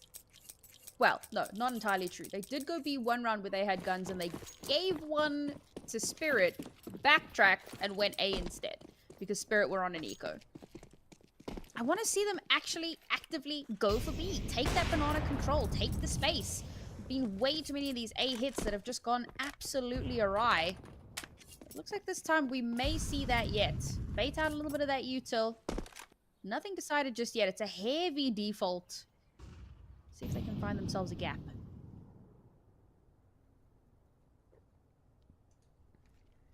Alright. Slow and steady, HAVU. Trying to find some cracks in the armors of Spirit and exploit them. You can see right now there's a 3-man stack pushing over towards the B. Flash comes out, they peek on through. They're trying to find at least an initial kill, but Keegan peeks on through. Confidence is key, and they have it in barrels. Kill after kill. Banjo gets his little toes crispified. Over towards long, we see Pua go. The smoke's going to be blocking out one of the players. Magno drops thanks to AWP. Unfortunately, for the side of HAVU, they've got a massive disadvantage. Never mind, Magno drops down, gets the kill. He goes full Batman. And Pua waking up, gets the kill on Alpha, and finally they might just be able to convert this. Keegan with AWP, not an echo. Still alive as well, the 2 B players. But I think you can see that they've given up on this. Echo is going to be looking to hold that second mid position. Whilst Keegan runs for the hills. This was a really good round from HAVU. Little bit of pressure up towards B. Instantly switch the game plan. We're going to go A. And taking out the, that player under balcony opens up the site so much. They've still got a lot of util left over. They can smoke off on Moto. It was just so clean. And one of the few rounds where we actually see them deviate from the initial plan. Unless the initial plan was fake B, go A. It could have been. But I don't think so. Because HAVU are very much a one-track kind of set play. Or at least from what we've seen so far. So this time around, a little bit of pressure B. Nope, B ain't it. We're going to head A instead. Bomb down. Deny space. Spirit Academy just cannot retake. It was difficult. Just good position from HAVU. Got to give him props. But they go over towards B once again, and there's just a stack there. Erax is in a difficult position. Luckily, his position isn't going to be pressured. He is going to be chucking the molly through, getting flashed as well. And going to be able to potentially find a kill. No, just the damage. As Alpha is tagged 39 damage. Stays alive, though. And that is unfortunate. Luckily, this is going to give HAVU a lot of space to play with at the moment. But Spirit Academy realize this, so they're going to be flashing themselves into this position. No, they're going dry, and Erax gets dropped. The confidence here for these players is just nuts. Didn't use any utility. Up until the point they obviously did there to try and hold it off and defend it. Now they're just going for the rotation because they know the fact that they had so many players there is going to cause a rotation, and Keegan able to be over on long already to find that initial kill. It's so crucial. The speed in which you get these rotations in, and Baz, he's already in pits. Nico's on site. I just don't see how HAVU are going to be able to break this defense now. They could not make that rotation fast enough. They were delayed far too much. They're going to be launching themselves out of this position. And yeah, Baz is going to shut them down. This is, yeah, not going to happen, Sam. Otto Save with the the, yeah. It's difficult because I just have to appreciate Spirit's play there. But I love it. Spirit play their CT so goofy, but it works. Like, they start that round with 4 players stacked on B, and for a second, I do a double take. I'm like, is this a pistol round? What? As soon as they realize there's only one player that they have seen towards long, because what they're playing is like an anti-rush kind of thing, right? You're expecting HAVU to be aggressive because very often that's what they do. So you're playing a strong-sided B site so that if they rush there, you can shut it down. As soon as they realize there's only one person here, guys, Keegan books it. Makes it all the way to A before HAVU have even made the call to go A. They were still like floating around bottom banana mid somewhere. Like, the reactions from Spirit have been so on point throughout the CT side. Yep, just the confident players. Well, Otto, he stays alive, but not without being tagged by Keegan. It's not going to be an air tag, so at least he won't get tracked. Over towards balcony he goes, pushing with an AWP. This is, you know, could say ballsy approach, but there's going to be a nade with his name on it. Instead, he flicks, hits the body shot, gets the kill, and he's going to run away. He doesn't want to get spammed with utility. Magno's going to play aggressive in towards this position. Unfortunately for him, Banjo is there. He's going to be lurk over towards this position multiple times, and Otto waits, gets revenge. This time, it's not a tag. He gets 2 back-to-back, and we're going to be seeing the 5th round on the board here for HAVU. 1 away from the equalizer. We'll be going into the final round of this half. Just after this with not Nico trying to stay alive. Otto really said, Pika's advantage? What's that? Can't relate, man. Which is funny because we did see in this exact matchup a little bit earlier tonight. Although I think that might have been Keegan, actually. Yeah. It was Arax that just swung him and blew his head off on Nuke. Otto clears those. They are hunting as well. Martineki good for 1. Good for 2. This is unreal. Okay. That's all he's going to get done. A little bit of economic damage, but not too much to... I mean, pretty much, right? Like, last round and a half makes no difference whatsoever. Both teams, more money than they can spend for a last round. So everybody's going to be looking flush and kitted out to the absolute 9s. You know what? I would love a 6-6 half, but I'm feeling that if we go 6-6, we might get that triple OT that you were hoping for. I think so too. They've been so back and forth, but HAVU might well be waking up finally to Spirit Academy's plays. Let's see how they do. Magno going to be peeking down into the mid position, but they're going to get absolutely destroyed here, Sam. They don't stand a chance. HAVU, they've woken up. They've drank the Kool-Aid, and they're all in for Inferno and on that HAVU side to be able to win it. There we go. Locking down this site. This is the final round of this half. I just don't know how Alpha and Northern Echo are going to be able to try and bring this back, and it has to be fast as well because there's all 5 players to try and kill. Oh, that's going to give away the position, but Arax walks straight into the spray and the bullets, and Alto finds 1. Can he find the second one? Northern Echo knows he has to take this path. But, oh, he gets tagged down. That has to be rounds. 15 HP in a dream. No kit. Nate comes out. He's gone. He knows the round's over. He's given up. Honestly, Not, you know, the best thing to run away in that situation. I mean... But hey, whatever. He doesn't want to let them pad their stats, so he's going to run and hide. I'm not crazy. Like, that is the final round, right? Yeah. Yes. Okay. Brilliant. All right, let's go into a break. Let's come back and let's...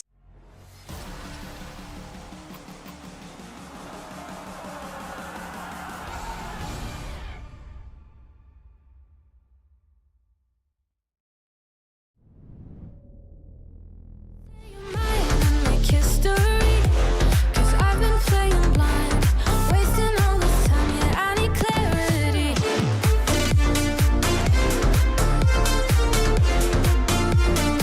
Give me some clarity.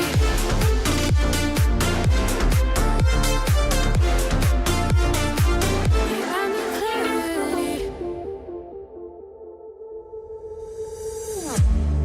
Waiting for your call all night and day. Where did we go wrong? Don't wanna wait until you're just a distant memory. I still feel your touch, though you're not here. Since you've been gone, you're all I see. Still hear your voice, why don't we speak? I'm running circles. Since you're in my life, I can get no sleep. If you give me a sign, I'll be yours to keep. Just wanna say you're mine and make history. 'Cause I've been playing blind, wasting all this time, yet I need clarity.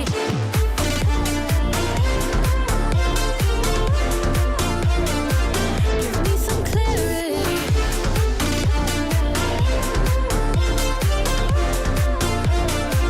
Yeah, I need clarity.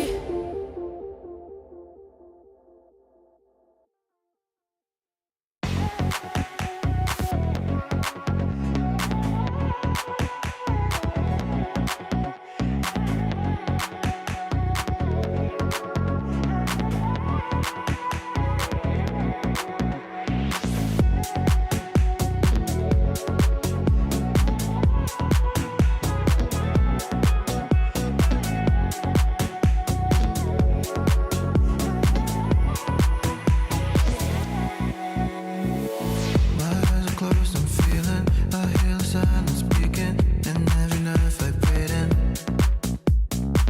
And in the clouds, I'm reading a silhouette of meaning into my lungs, inhaling. Breathe in, breathe out, breathe in, breathe out, breathe in, breathe out, out, out, out. Breathe in, breathe out, breathe in, breathe out, breathe in, breathe out, out, out, out, out, out.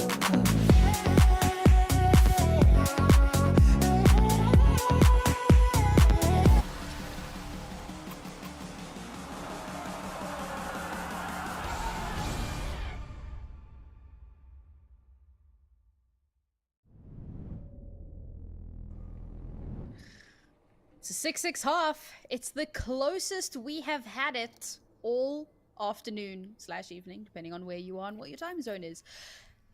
This looks like it could go the distance. We said that this is a map that teams should all be familiar and comfortable with. Spirit, who looked like they were struggling a bit on Nuke. HAVU, who looked lost on Anubis. Both of them have pulled out their A games here for Inferno. And this one could be going the distance. Pistol round starter off. Let's see them charge on in. It's going to be Alpha right into the bullets. The, well, hell hallway there as they're going to get absolutely obliterated. But Magno's here to stay. Finds two. And now Bureau's going to be in a difficult position as they look to charge him down. He pretends to jump down. They take the bait, but they also take his life. Eric's, Otto, last two left alive. Eric's going to get tagged down thanks to Baz, who eventually gets the kill. Now we're left with Otto remaining. Magno, easy kill for him. His third one of the round.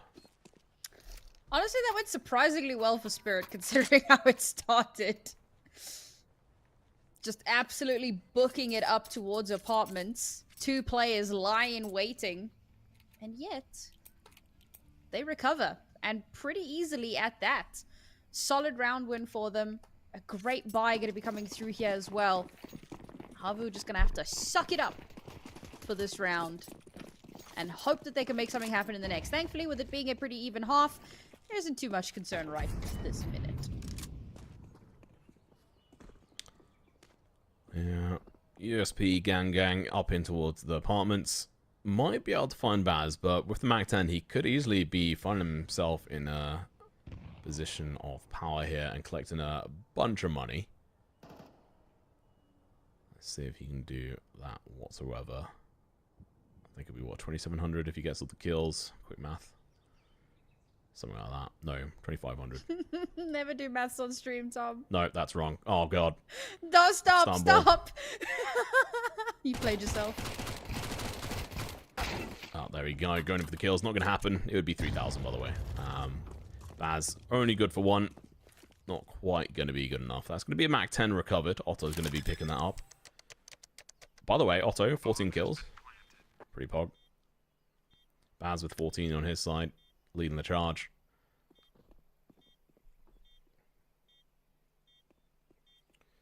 So they're just going to save that Mac 10. Which I think is smart. You can use that over towards the B side pretty well. A side, I mean, yeah, you can make use of it, but you're going to be sitting in the apartments, and as soon as you have to back out from that position, it can get fairly dangerous.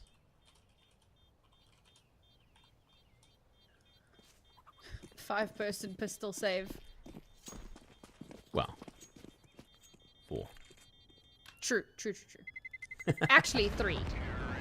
Neither of us can do maths. One of those is a Mac 10, not a pistol.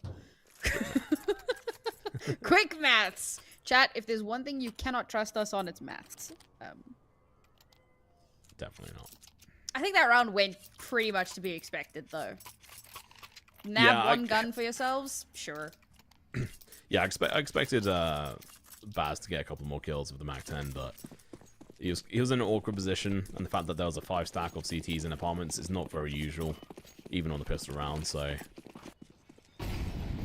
not going to really take it away from him. It's going to be a interesting buy coming out here from HAVU, and they're going to get absolutely obliterated. Nade to get bounced off. That's going to be opening up the smoke. No, it's not actually, as Otto is going to be staying alive at the moment on the other side of this smoke.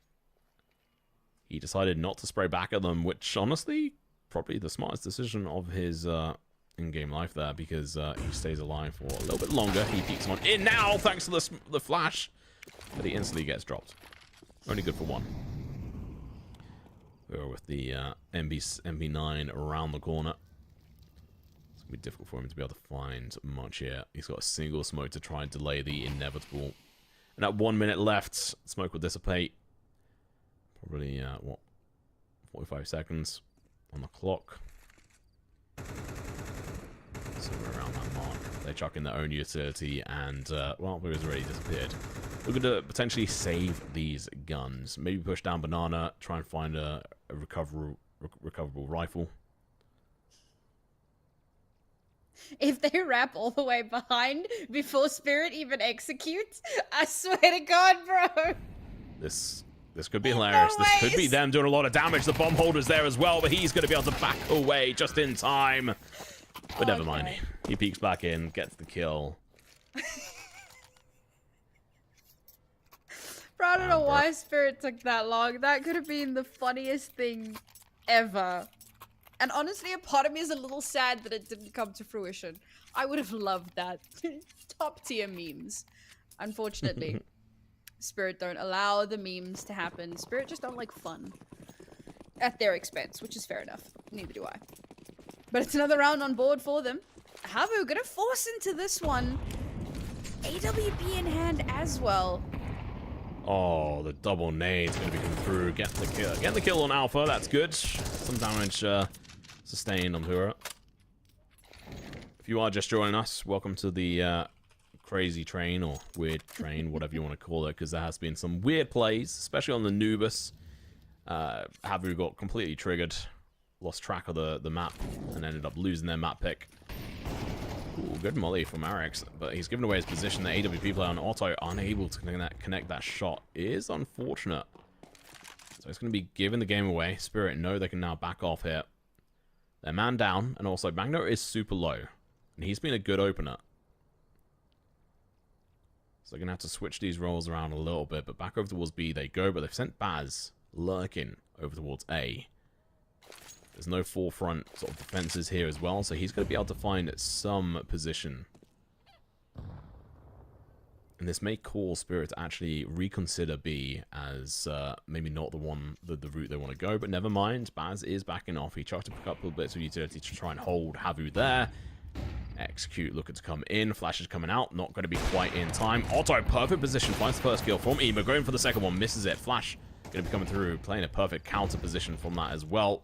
Baz gets Flash, but he crosses on over. Never mind, it's not an echo. He gets dropped instead. And Magno pushing up close with the AWP. Same with Baz, who's now last one that's alive on the site. He's just playing deep. He finds one, finds two. Can he bring this back? No, he can't. And from behind, Magno gets dropped. And HAVU finally get this round on the board. Really? Really? Okay. Double up. It's a choice. I am unconvinced. Like, okay, we know that the AWP is like the strongest gun in the game, but it has its limitations. And I don't necessarily believe that having two of them on Inferno is the best call. Especially for a team that has struggled so much to find a footing. But maybe they can make it work. Maybe they can get some miracles happening here. They've taken a very, very advanced position out of A. And it's instantly punished. Bye, Banjo. Yeah, so now they're 2 rifles, 2 AWPs. 2 AWPs can work on Inferno, but they're a gamble. Definitely on that front, especially if your need's going for a retake. Like, retaking B is super, super difficult. Even if you have, obviously, like a rifle, going in with the 2 AWP retake would be super difficult to do. Unless we move on. That's a point of discussion for later on. Arax with that molly is kind of giving the game away here, so Spirit know that there's potentially a weakened defense here with that molly a little bit further and a little bit deeper.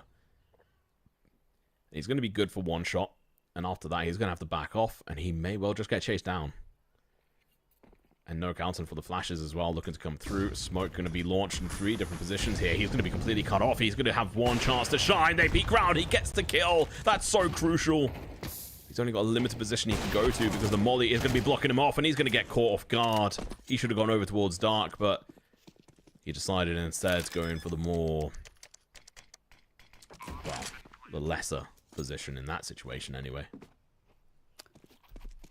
Notineki crouching there was pretty good play. It's pretty good play. He may have lost his life there, and if he does, I almost favor HAVU in a retake scenario, but instead, just gonna hold back, hold on to their weapons. They had a good round in the previous off the back of a fantastic early nade kill, and then Otto, of course, going absolutely ham with the AWP. This time around, he wasn't positioned in the right spot, and that second AWP lost to the ether. And fair enough, they didn't pay for it. They just stole it off from somebody else. But didn't pay off in the way that they would have wanted, so hopefully they won't actually invest into it this time. Try and play with a little bit more of a standardized loadout. As Spirit are just absolutely running away with this T side. In the first half, so back and forth, really was a bit of a push and a bit of a pull.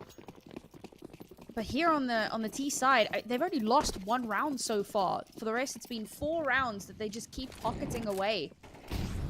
Feels like they just can't be stopped at this point. Yeah, I think there's some, onliner strats coming out here. We've got a lot of onliners on Spirit Academies, and I say that because they've not had a chance to prove themselves on LAN. So I'm definitely excited to see that come through on their side. Arax, please. Oh my god, they peek each other with nades out. Molly is going to be in a good position. Some initial damage going to be coming out as well. Have to be careful. Alpha pushed a little bit too far. Flash is going to be coming through, but he may well end up losing his life if he tries to move. So he knows he just has to wait steady and hope they've got no nades, which, luckily for him, they don't. No mollies either. Spirit, they've decided to back away. They've got 2 players who are tagged up, one severely. That's going to be Alpha. He's going to stay lurking over towards B, backed up by not an Echo, rather. Eki. Otto, AWP on this corner. should be able to find success. Smoke goes out. Peak should come out now. Not quite as soon as I thought, but there we go. It works. Even whilst crouching forward. Remains was able to hold that down, but over towards that mid position really goes down. Could be the push over towards long, but they have waited. There's 3 players of CT on A site at the moment. Here we go, over towards the short position. Otto finds the first initial kill, and now they have to try and push on in nonetheless against 3 players. Montanecki finds the first kill. Otto misses his shot. Alpha takes him down out of the count. On site, there's a player, but Alpha flicks, kills him. They've opened up the sights. In a 3v3, they come out the winners. Now HAVU, they're left with 1 player to try and clutch it, bring it back for their team. But he's not in an optimal position here to try and bring this out. Peeking on in, there's a player over towards Graveyard, looking to peek onto his position, but it's going to be Keegan peeking onto him, but it's going to be a double kill. 1 left remains. Doesn't know where he's at. Now the shots are made. He knows where his position is, but time is ticking. He's only got a limited amount of play. Time to play on this front, so he peeks on through, playing aggressive, gets the shots in, but not the kill. Alpha, huge plays, 1 HP, 3 kills. What a round. You know, there's a word that I'm thinking for when you should win a round and then you do some silly things and then you don't. I don't want to say it because it's kind of mean, but HAVU should have won that round. 1 kill on A and Spirit go, all right, guys, we're going to hit A. Like, we've broken into their defenses. We've got this. Little do they know there are still 3 players, including, I mean, they knew Otto was there. So, in their minds, maybe 1 player, maybe 2 max, but there's still 3. So they hit the site. Otto's only good for 1. Cool, no problem. But then, just the rest of the team, the player on site is absolutely decimated. The player towards balcony, deleted. And it felt like the coordination in that defensive hold was nowhere to be found. And Spirit just go, cool, and they plant the bomb. To be fair, to Pua's credit, almost brings that back. 1 HP in a dream. But unfortunately, that's another round that goes to Spirit, and it really shouldn't have.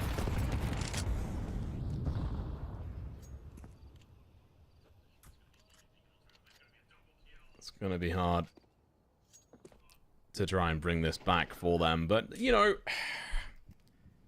it's not over, Sam. Isn't it? HAVU. You know they've had to do this sort of stagger buy of like, well, we don't want to go full like balls to the wall on this one, but we can't just go USPs. We have to invest something into this, and that's what they've done. And you can see Banjo is ready that over towards the A site, ready to rotate, and he's going to need to smoke out to try and cut these players off, and it's worked out well. But Nerax through the smoke going to be able to obliterate. Well, get obliterated rather by Magno. Now push through. They're going to be coming in. Uli's going to be on the boosted position. Going to have to find at least a triple kill, but unfortunately he's obliterated through the smoke by Keegan, who's opted to not pick up the AWP on the T side, even though he's had multiple times where he could either buy one or have one dropped over to him. The rifle's been working, and now we see the save from Otto. That's from Banjo. He's looking in for the exit frags. Maybe he didn't feel he could get away, but I think this is an overextension.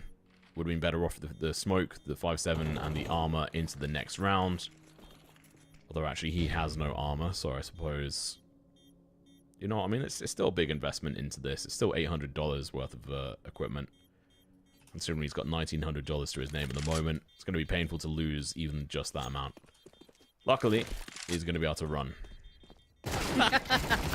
Oh, Otto, good for one, but never mind, they'd both die. So they go into the next round. They've still got obviously enough money to buy into this, but might be nice to have a few extra bits. What was it you saying, Tom? It's not over? It's not over until I start singing, mate. Or me.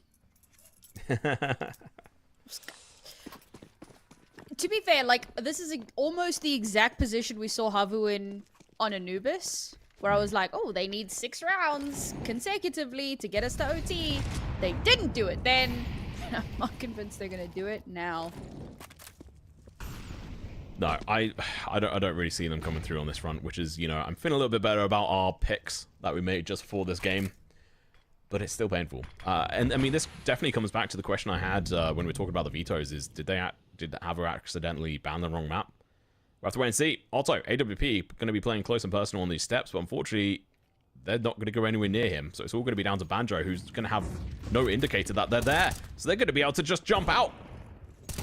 And the strafe around the corner means that he's not going to get the initial kill. Otto playing aggressive in towards apartments. He's found one. The bomb is going to get planted.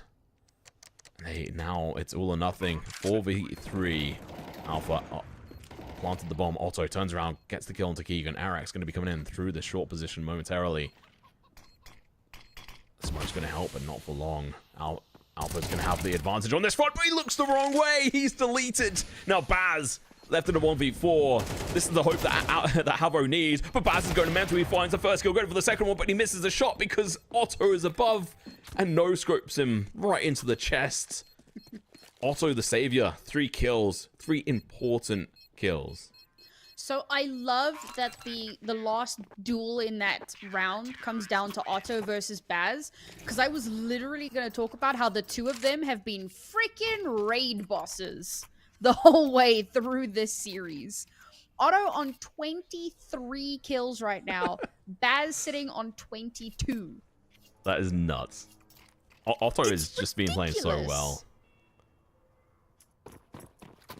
Every single map. Just consistent. Honestly, such a standout player. I mean, he has been keeping HAVU's hopes and dreams alive throughout this series, and it's yet another round where he does that. He keeps them in this. 4 rounds to go, and if they win this round, Spirit's money is decimated. OT is on the table, but they have to, well, I mean, if they lose this round, that's it, GG.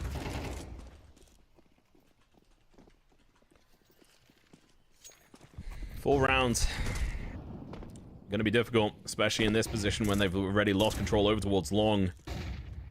Otto in the pit. Ready to mosh it out. Arax sitting around in the smoke. He gets turned into mush. As Keegan's going to be able to find 2 kills. He's finally picked up the AWP. He says, alright, Otto. I see you, bro. Let me pick one up and I'll show you how it's done. He's found his 10th kill now, and now over towards B they go. Uli's going to be in a fantastic position, but he's going to get mollied out. Oh, what is the chance of this? What a way to get to lose that position. The careful play from Spirit. They've just locked this down. They're like, we're done playing. We want this over with. Banjo from Library. Just get deleted. And of course, it's Otto. The last one left alive. Flashes out in towards their own spawn. And where it started is where it ends. Oh man, 13-8 in favor of Spirit. After that first map, we had questions. We had concerns. Weren't too sure how that one was gonna go. But second map rolls out, and HAVU looked completely lost. Totally different team to what we'd seen on Nuke. Get to Inferno, and as predicted, Team Spirit, man, they've been as a cohesive unit for that little bit longer. They've had that little bit more time to gel, and of course with it being a micro-intensive map and you've got a player like Baz on your team, yeah, I think that was destined to go their way. I would have liked to have seen a little bit more out of HAVU, and to be fair, it's not over for HAVU just yet. Lower bracket is a thing. It does indeed exist, so they may yet have a second opportunity to fight for that spot at Melbourne. Yeah, so they'll be going up, obviously, against Lotus in the lower bracket one, which is going to be interesting, which, if I'm right in saying, will be the one we stream next. And Spirit will be going up against 9 Pandas, which will be a rather spicy matchup for them. I don't know who's going to end up winning that, actually. Spirit Academy, momentum could carry them through on that front. I honestly think the only reason why they didn't win Nuke was because of Uli's play.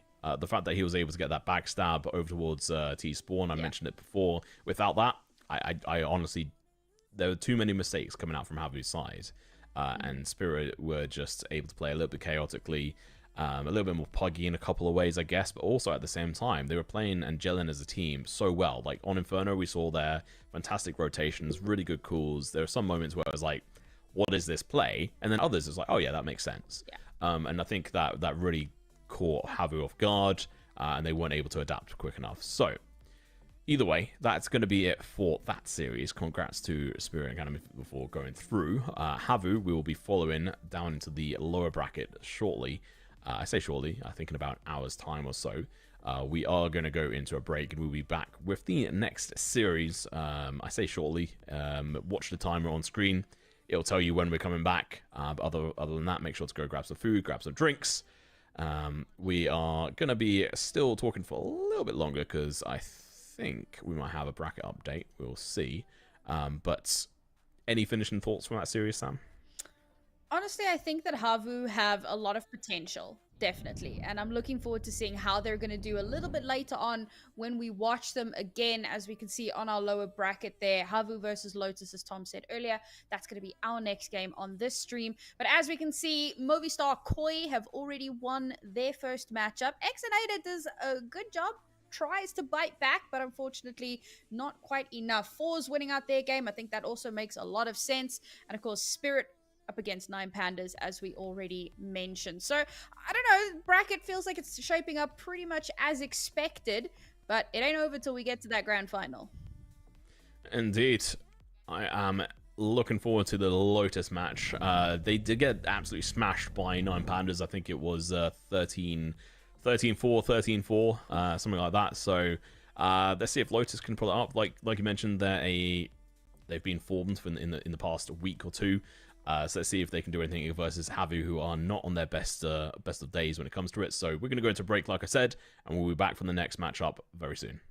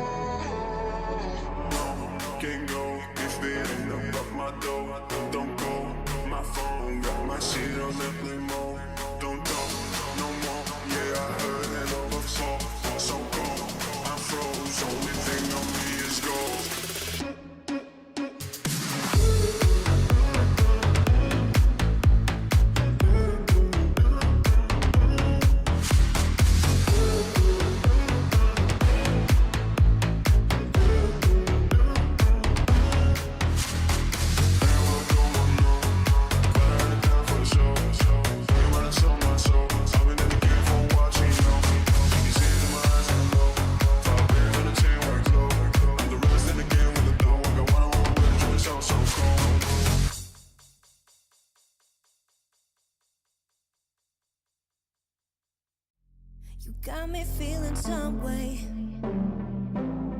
like I might be stuck in a dream. Let's stay here till the day breaks, feeling like I never wanna leave. Keep moving till the sunrise. You're taking my mind out to sea. Fall in love at low tide. I'm thinking we should never leave. So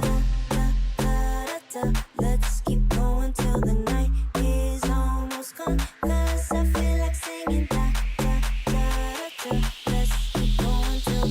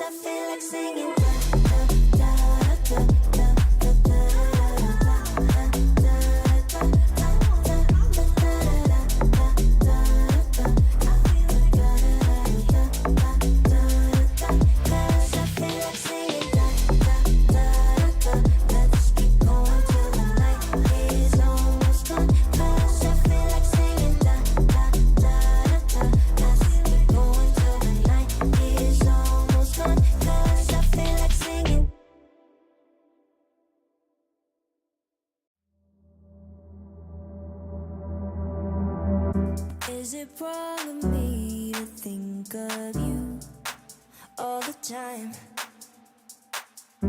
Even though I'm with somebody new every night. And I pray, and I pray, and I pray that you feel the same way. Is it wrong of me to think of you all the time? Even though I'm with somebody new every night. And I pray, and I pray, and I pray that you feel the same way. I don't know what you're thinking, but my mind is full of fear. 'Cause I felt this world without you, I feel safer when you're here. It's been a couple months now, feels like time's been moving slow. And I can't tell where my head's at, so can you let me know? Is it wrong of me to think of you all the time? Even though I'm with somebody new every night. And I pray, and I pray, and I pray that you feel the same way. Is it wrong of me to think of you all the time? Even though I'm with somebody new every night. And I pray, and I pray, and I pray that you feel the same way.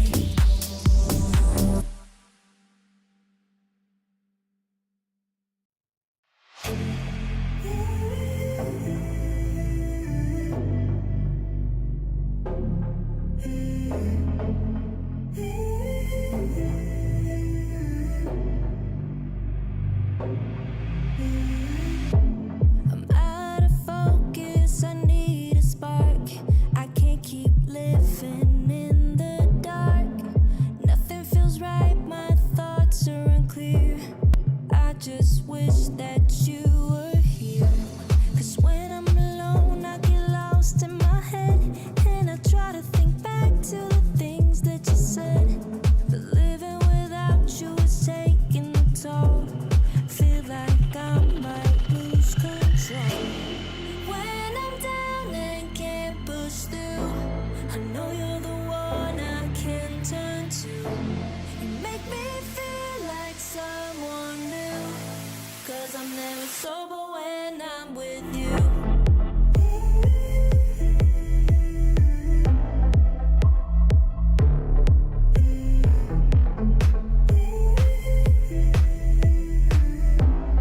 Cause I'm never sober when I'm with you. When I'm down and can't push through, I know you're the one I can turn to. You make me feel like someone new. 'Cause I'm never sober when I'm with you. I couldn't imagine where we would be now. I wish we could somehow live in a moment in time where I was yours and you were mine. 'Cause when I'm alone, I get lost in my head. And I try to think back to the things that you said. But living without you is taking a toll. Feel like I might lose control. When I'm down and can't push through, I know you're the one I can turn to. You make me feel like someone new.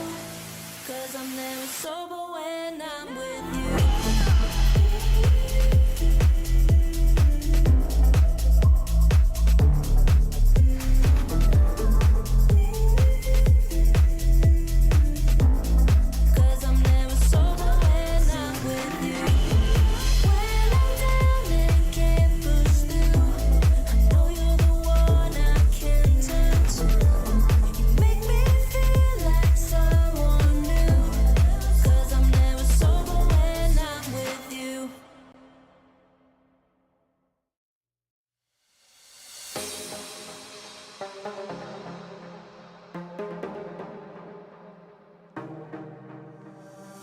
night together, I can feel the fire. One night together, baby, take me higher. You've taken all my love. I just wanna feel your touch, yeah. Oh, it's one night together, baby, take me higher. Oh, it's one night together, I can feel the fire. Oh, it's one night together, baby, take me higher. You're taking all my love. I just wanna feel your touch. Oh, it's one night together, I can feel the fire.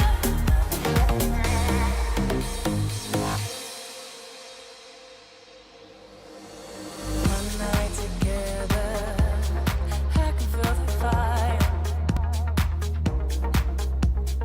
One night together, baby, take me higher. You've taken all my love. I just wanna feel your touch, yeah. Oh, it's one night together, baby, take me higher.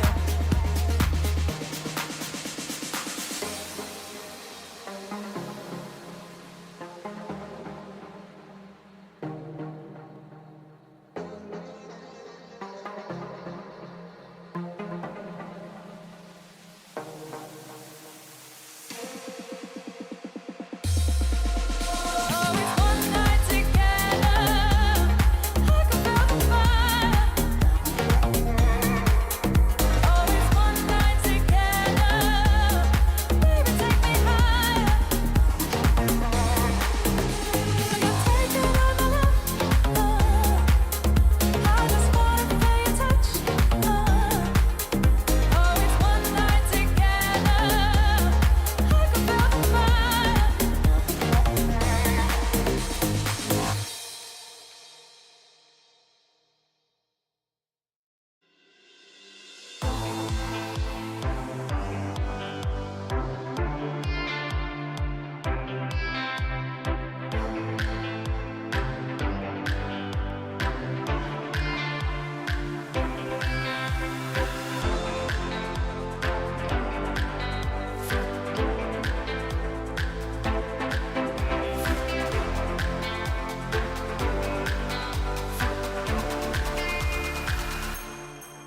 Let's love for the night, slow dance, dance till the sun comes up. Let's touch under lights, slow dance, dance till we're high on love, high on love. Till we're high on love, high on love. Till we're high on love, high on love. Till we're high on love, high on love. Till we're high on love.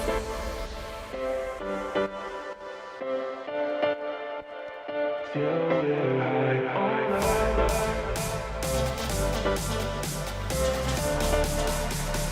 Till we're high on love, high on love. Till we're high on love, high on love. Till we're high on love.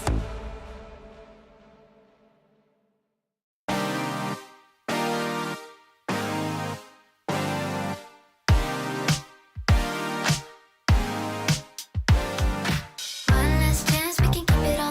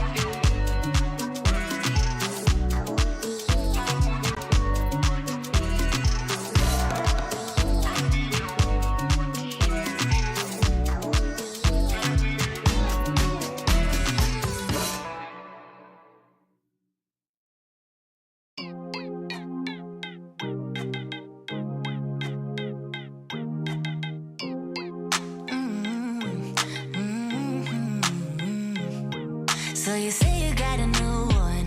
I know that you're trying to believe that you can fake a whole scenario just to make me jealous. Your shadow keeps stalking, and we should stop talking. But we got that special something.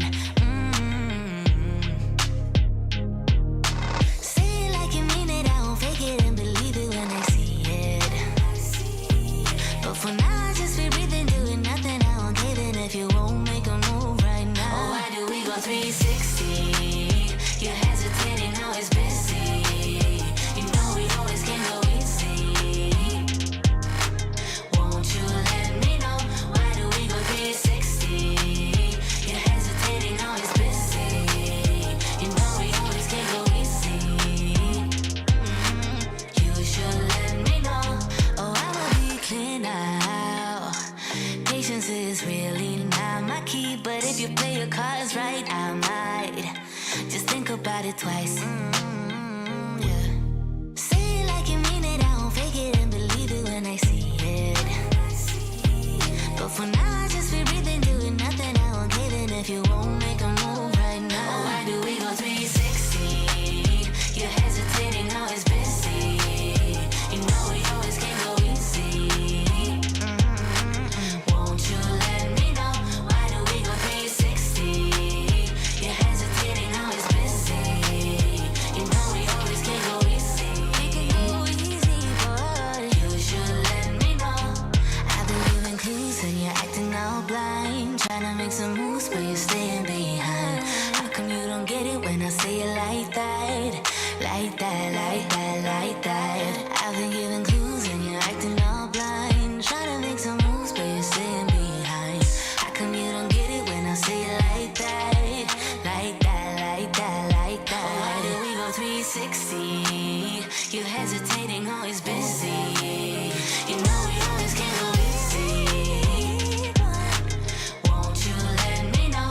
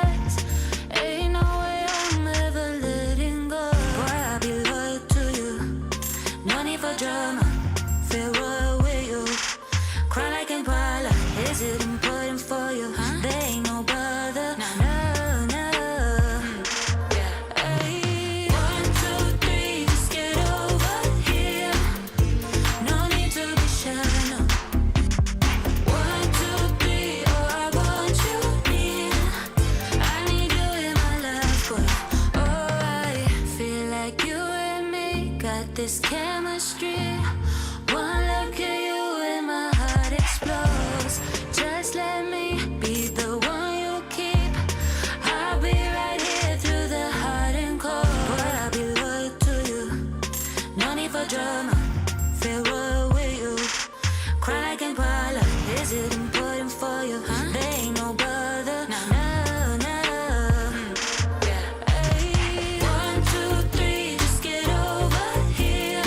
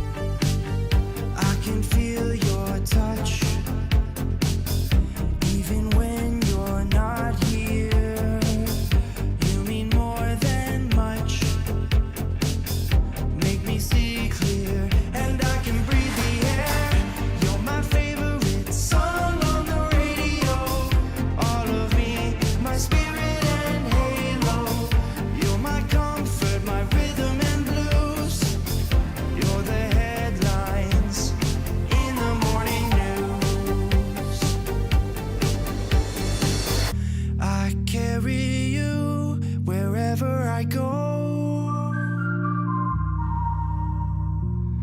you're in my heart till I'm weak and old. I carry you, you brighten my soul, making me glow. I carry you wherever I go. I can see your face in a crowd of millions. No one can take your place. The only one that can guide me through the maze. You're my favorite song on the radio. All of me, my spirit and halo. You're my comfort, my rhythm and blues.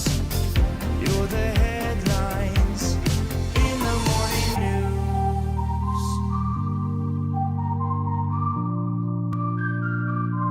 I carry you.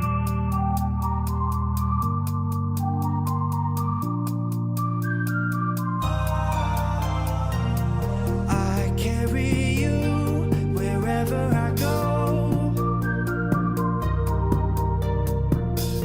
You're in my heart till I'm weak and old. I carry you, you brighten my soul, making me glow. I carry you wherever I go. I carry you till I'm weak and old. I carry you wherever I go.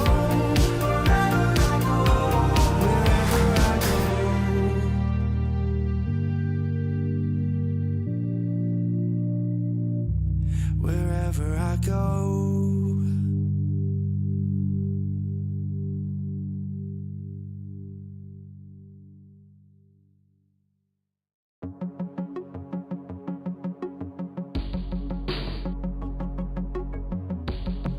It's when the morning glows. I cannot hide myself from you. It's when my feeling grows. I'm coming back to you.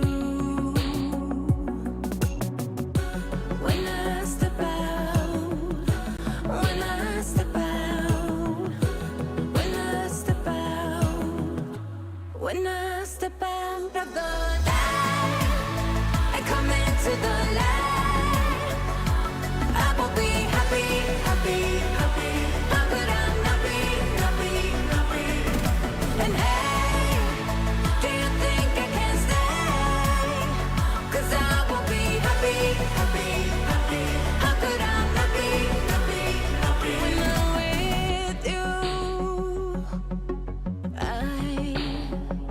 I cannot sleep at night. 'Cause in my mind there's only you. When I step out, when I step out, when I step out, when I step out of the light, I come into the light. I will be happy, happy, happy. How could I not be, not be, not be? And hey, do you think I can stay? 'Cause I will be happy, happy, happy. How could I not be, not be, not be? When I'm with you, you, you. When I'm with you,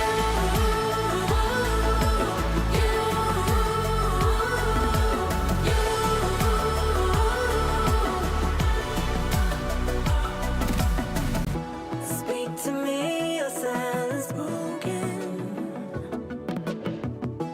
Share with me your heart's desire. Hey, shout it out in words unspoken. Shout it out above. step out of the light.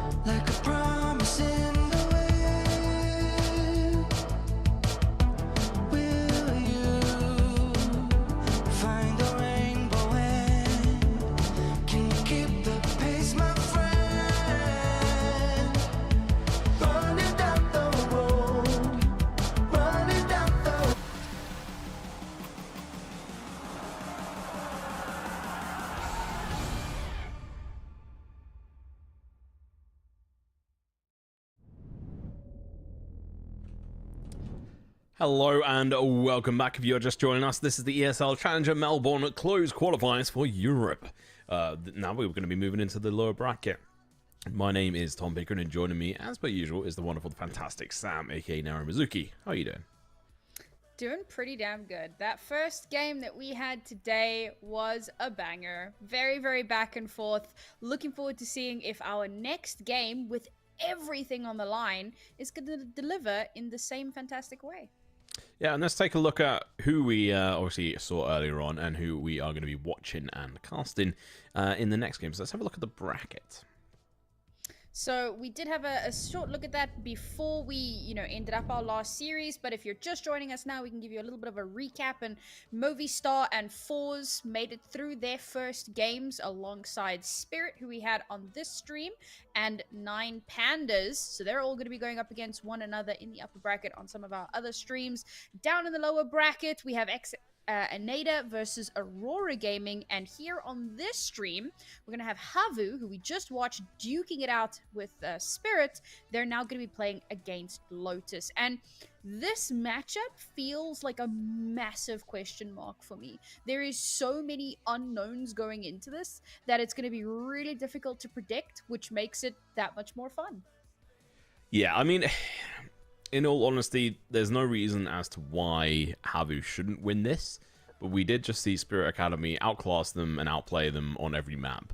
Obviously, they did win Nuke versus Spirit, but even then, it came down to the wire in overtime, so a lot of question marks. We do have the map veto for it, though, so let's, you know what, let's have a look and talk through that, as I think you're going to be super happy with the maps.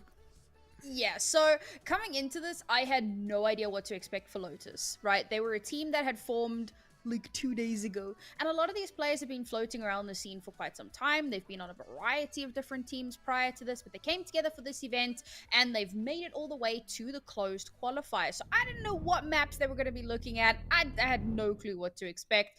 First things first, they're going to ban out Nuke, take it off the board entirely. And in response to that, HAVU going to ban out Mirage. This makes a lot of sense. It's one of the maps that they've been banning recently, so fair enough, take it away. Then we get into our picks. First pick, Ancient. Love it. Second pick, Vertigo. I'm going to be AFK for that map. Tom, that's all on you, buddy. Good luck, have fun. Our next bans will be Inferno and Overpass, take out some of those OG maps. And finally, if we get to it, Anubis, which we saw a little bit of earlier today. And to be fair, HAVU looked a little bit shaky on it. So curious to see if we get there, how that's going to look. Yeah, I mean, I like Ancient. Vertigo I like as well. I know you love it. But So I mean, HAVU, they've not really got many maps played on it recently. I mean, the fact that Lotus already have 3 maps. Yeah, talking about Ancient, sorry. Like HAVU have 5 maps played on this in the past 3 months. So obviously their latest player hasn't really played much of it with them. And Lotus, they've already got 3 maps played on it in the past week or 2. So they're already looking pretty good. And then the same can be said for Vertigo. Like HAVU aren't like massive Vertigo goers, as it were, in recent months. Vertigoers? Vertigoers, yeah, that's it. Anubis, again, a bit of a question mark, especially with their results earlier on it. But again, like, there's just so many question marks, like you were saying, around the side of Lotus, because none of them are well-known players. Like, some of them have been around and sort of known within the sort of like lower end of tier 2, but none of them have really sort of made like a proper name for themselves. So I'm definitely interested to see what they're going to be able to do in this, and sometimes playing up against players who are like a big question mark can be super difficult, and that might prove a little bit too much for HAVU. But overall, I think from my perspective, they're going to be coming into this rearing to go and looking to make a point. So we might see Lotus a little bit battered and bruised by the end of this. And bearing in mind, Lotus come into this lower bracket game having had a pretty one-sided defeat from 9 Pandas. They got a little bit of a whooping. So they might come into this hurting already, or they could come into this feeling pretty fired up, pretty much feeling like they got something to prove, knowing that it's last chance saloon. They have to make it work for themselves. Maybe they can do just that. And again, it's very difficult to predict because they've only played a sum total of 6 maps since they formed. So Yeah. there's not and half of those maps were ancient. So it's very difficult to draw any sort of conclusions from that. So hopefully we'll get a really good showing from them today in that first map. At the very least, it is their map pick. So we'll see what they have up their sleeves. And then, of course, Vertigo, as you mentioned, big question mark. They haven't played it at all. HAVU have played it twice, and it's been a little bit shaky, a little bit back and forth there. So not exactly the best results for them either. It kind of feels reminiscent to the Anubis pick that they had earlier, that had like questions running through our minds of like, why did they pick this map? And I had hopes for them on that. I thought, oh, maybe they've been stratting it, maybe they've prepped for it, maybe it's gonna look good, and it didn't. So Yeah. a little bit wary of how Vertigo is gonna go. Yeah, and I mean, obviously, Lotus may well be picking into Ancient, but they lost versus 9 Pandas, and they got 4 rounds on the board on their CT side, so it's going to be difficult. They got 0 rounds on their T side, and also, just interestingly, 9 Pandas are listed as top 22, and HAVU are listed 23. So interested in the fact that they're so close on that front, but. Might be worth noting, Lotus beat Guild Eagles recently, which I think is pretty spicy. Yeah. You know, Actually, that's it's something. interesting. It was a 2-1, so it was fairly close. But that does add, you know, a little bit of something to this, a little bit of a, because like 9 Pandas are a really good team in their own right. But the fact that they were able to do so well against a team like Guild Eagles, that does have some kind of sparks of life there. They also beat Godsend recently. Not quite at that same level, but still a pretty decent team in their own right. So maybe there will be some sparks of life in this team after all. Yeah, and I mean, it's always interesting seeing players come from different places, and the majority of the players on this team are from Croatia, which I'm trying to think of like any...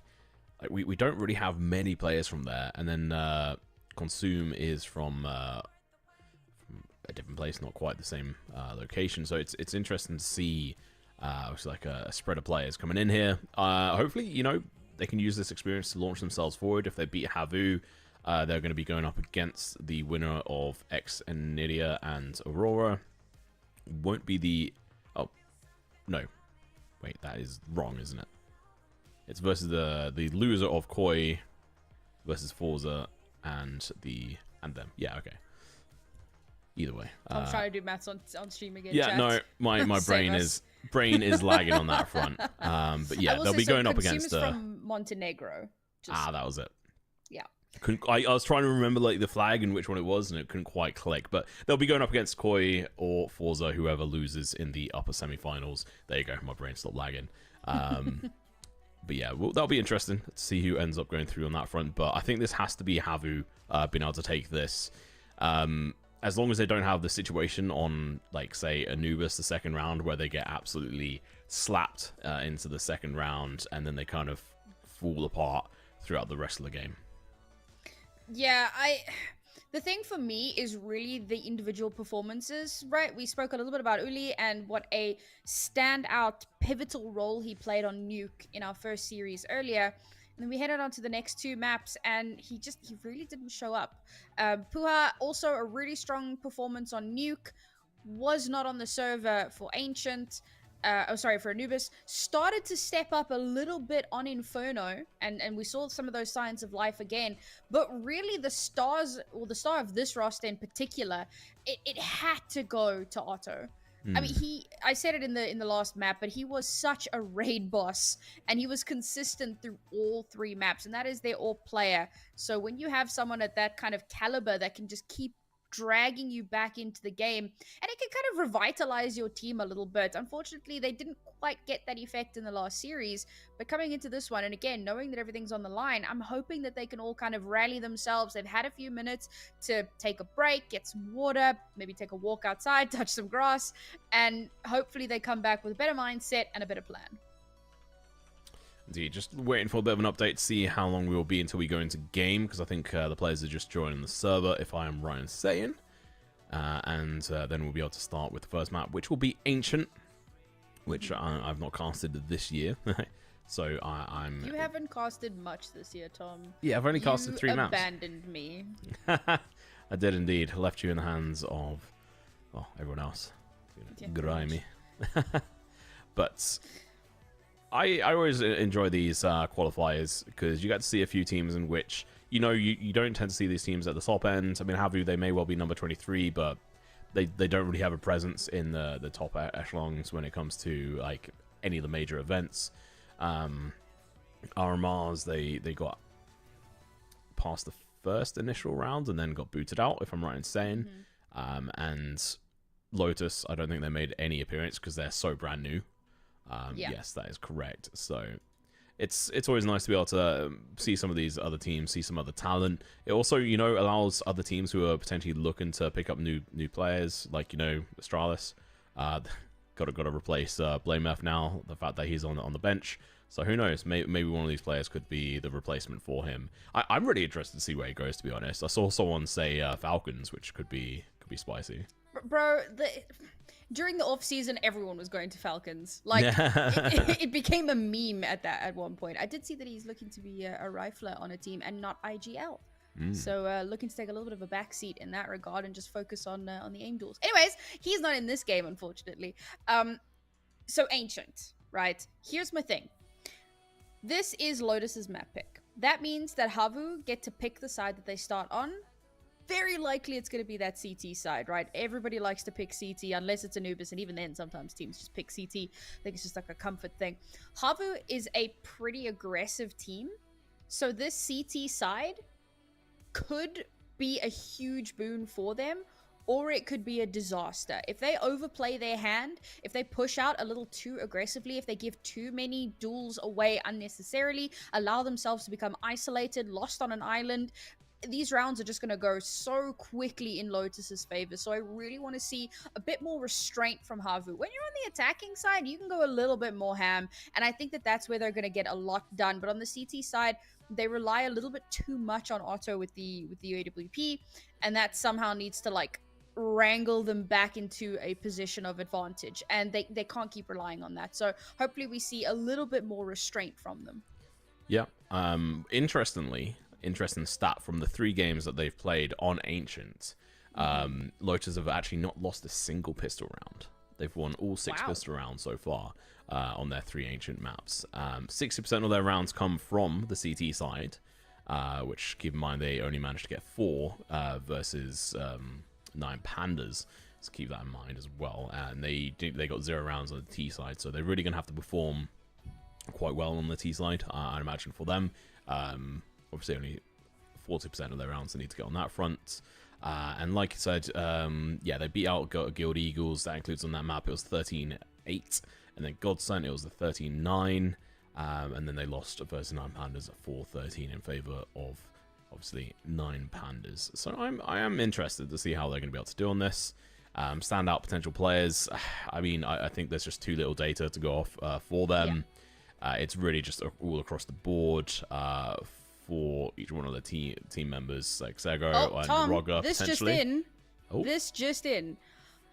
Unfortunately, guys, it would appear that Lotus have boomed.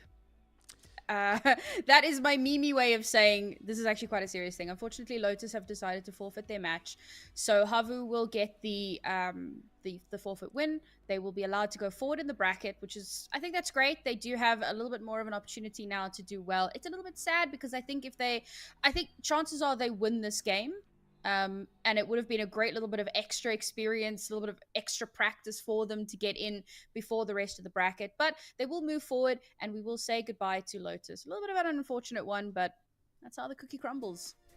Yeah, a little bit of a GG, well played there for HAVU. Going to get a free pass into the next one. I honestly was looking forward to this because I wanted to see how they handled this question mark team. Obviously being Lotus, a little bit disappointed in the players of Lotus for not doing it, but who knows why they had to forfeit. If it's the fact that they just gave up, or the fact that, who knows, maybe they had emergency, whatever it could be. Hopefully they have, like, you know, more success in the future. Individually they showed promise across the different maps from looking at the different stats. But yeah, let's just jump straight back into the bracket here, production, and let's just walk through where HAVU are going to be heading. We don't need it updated right now, I'd imagine.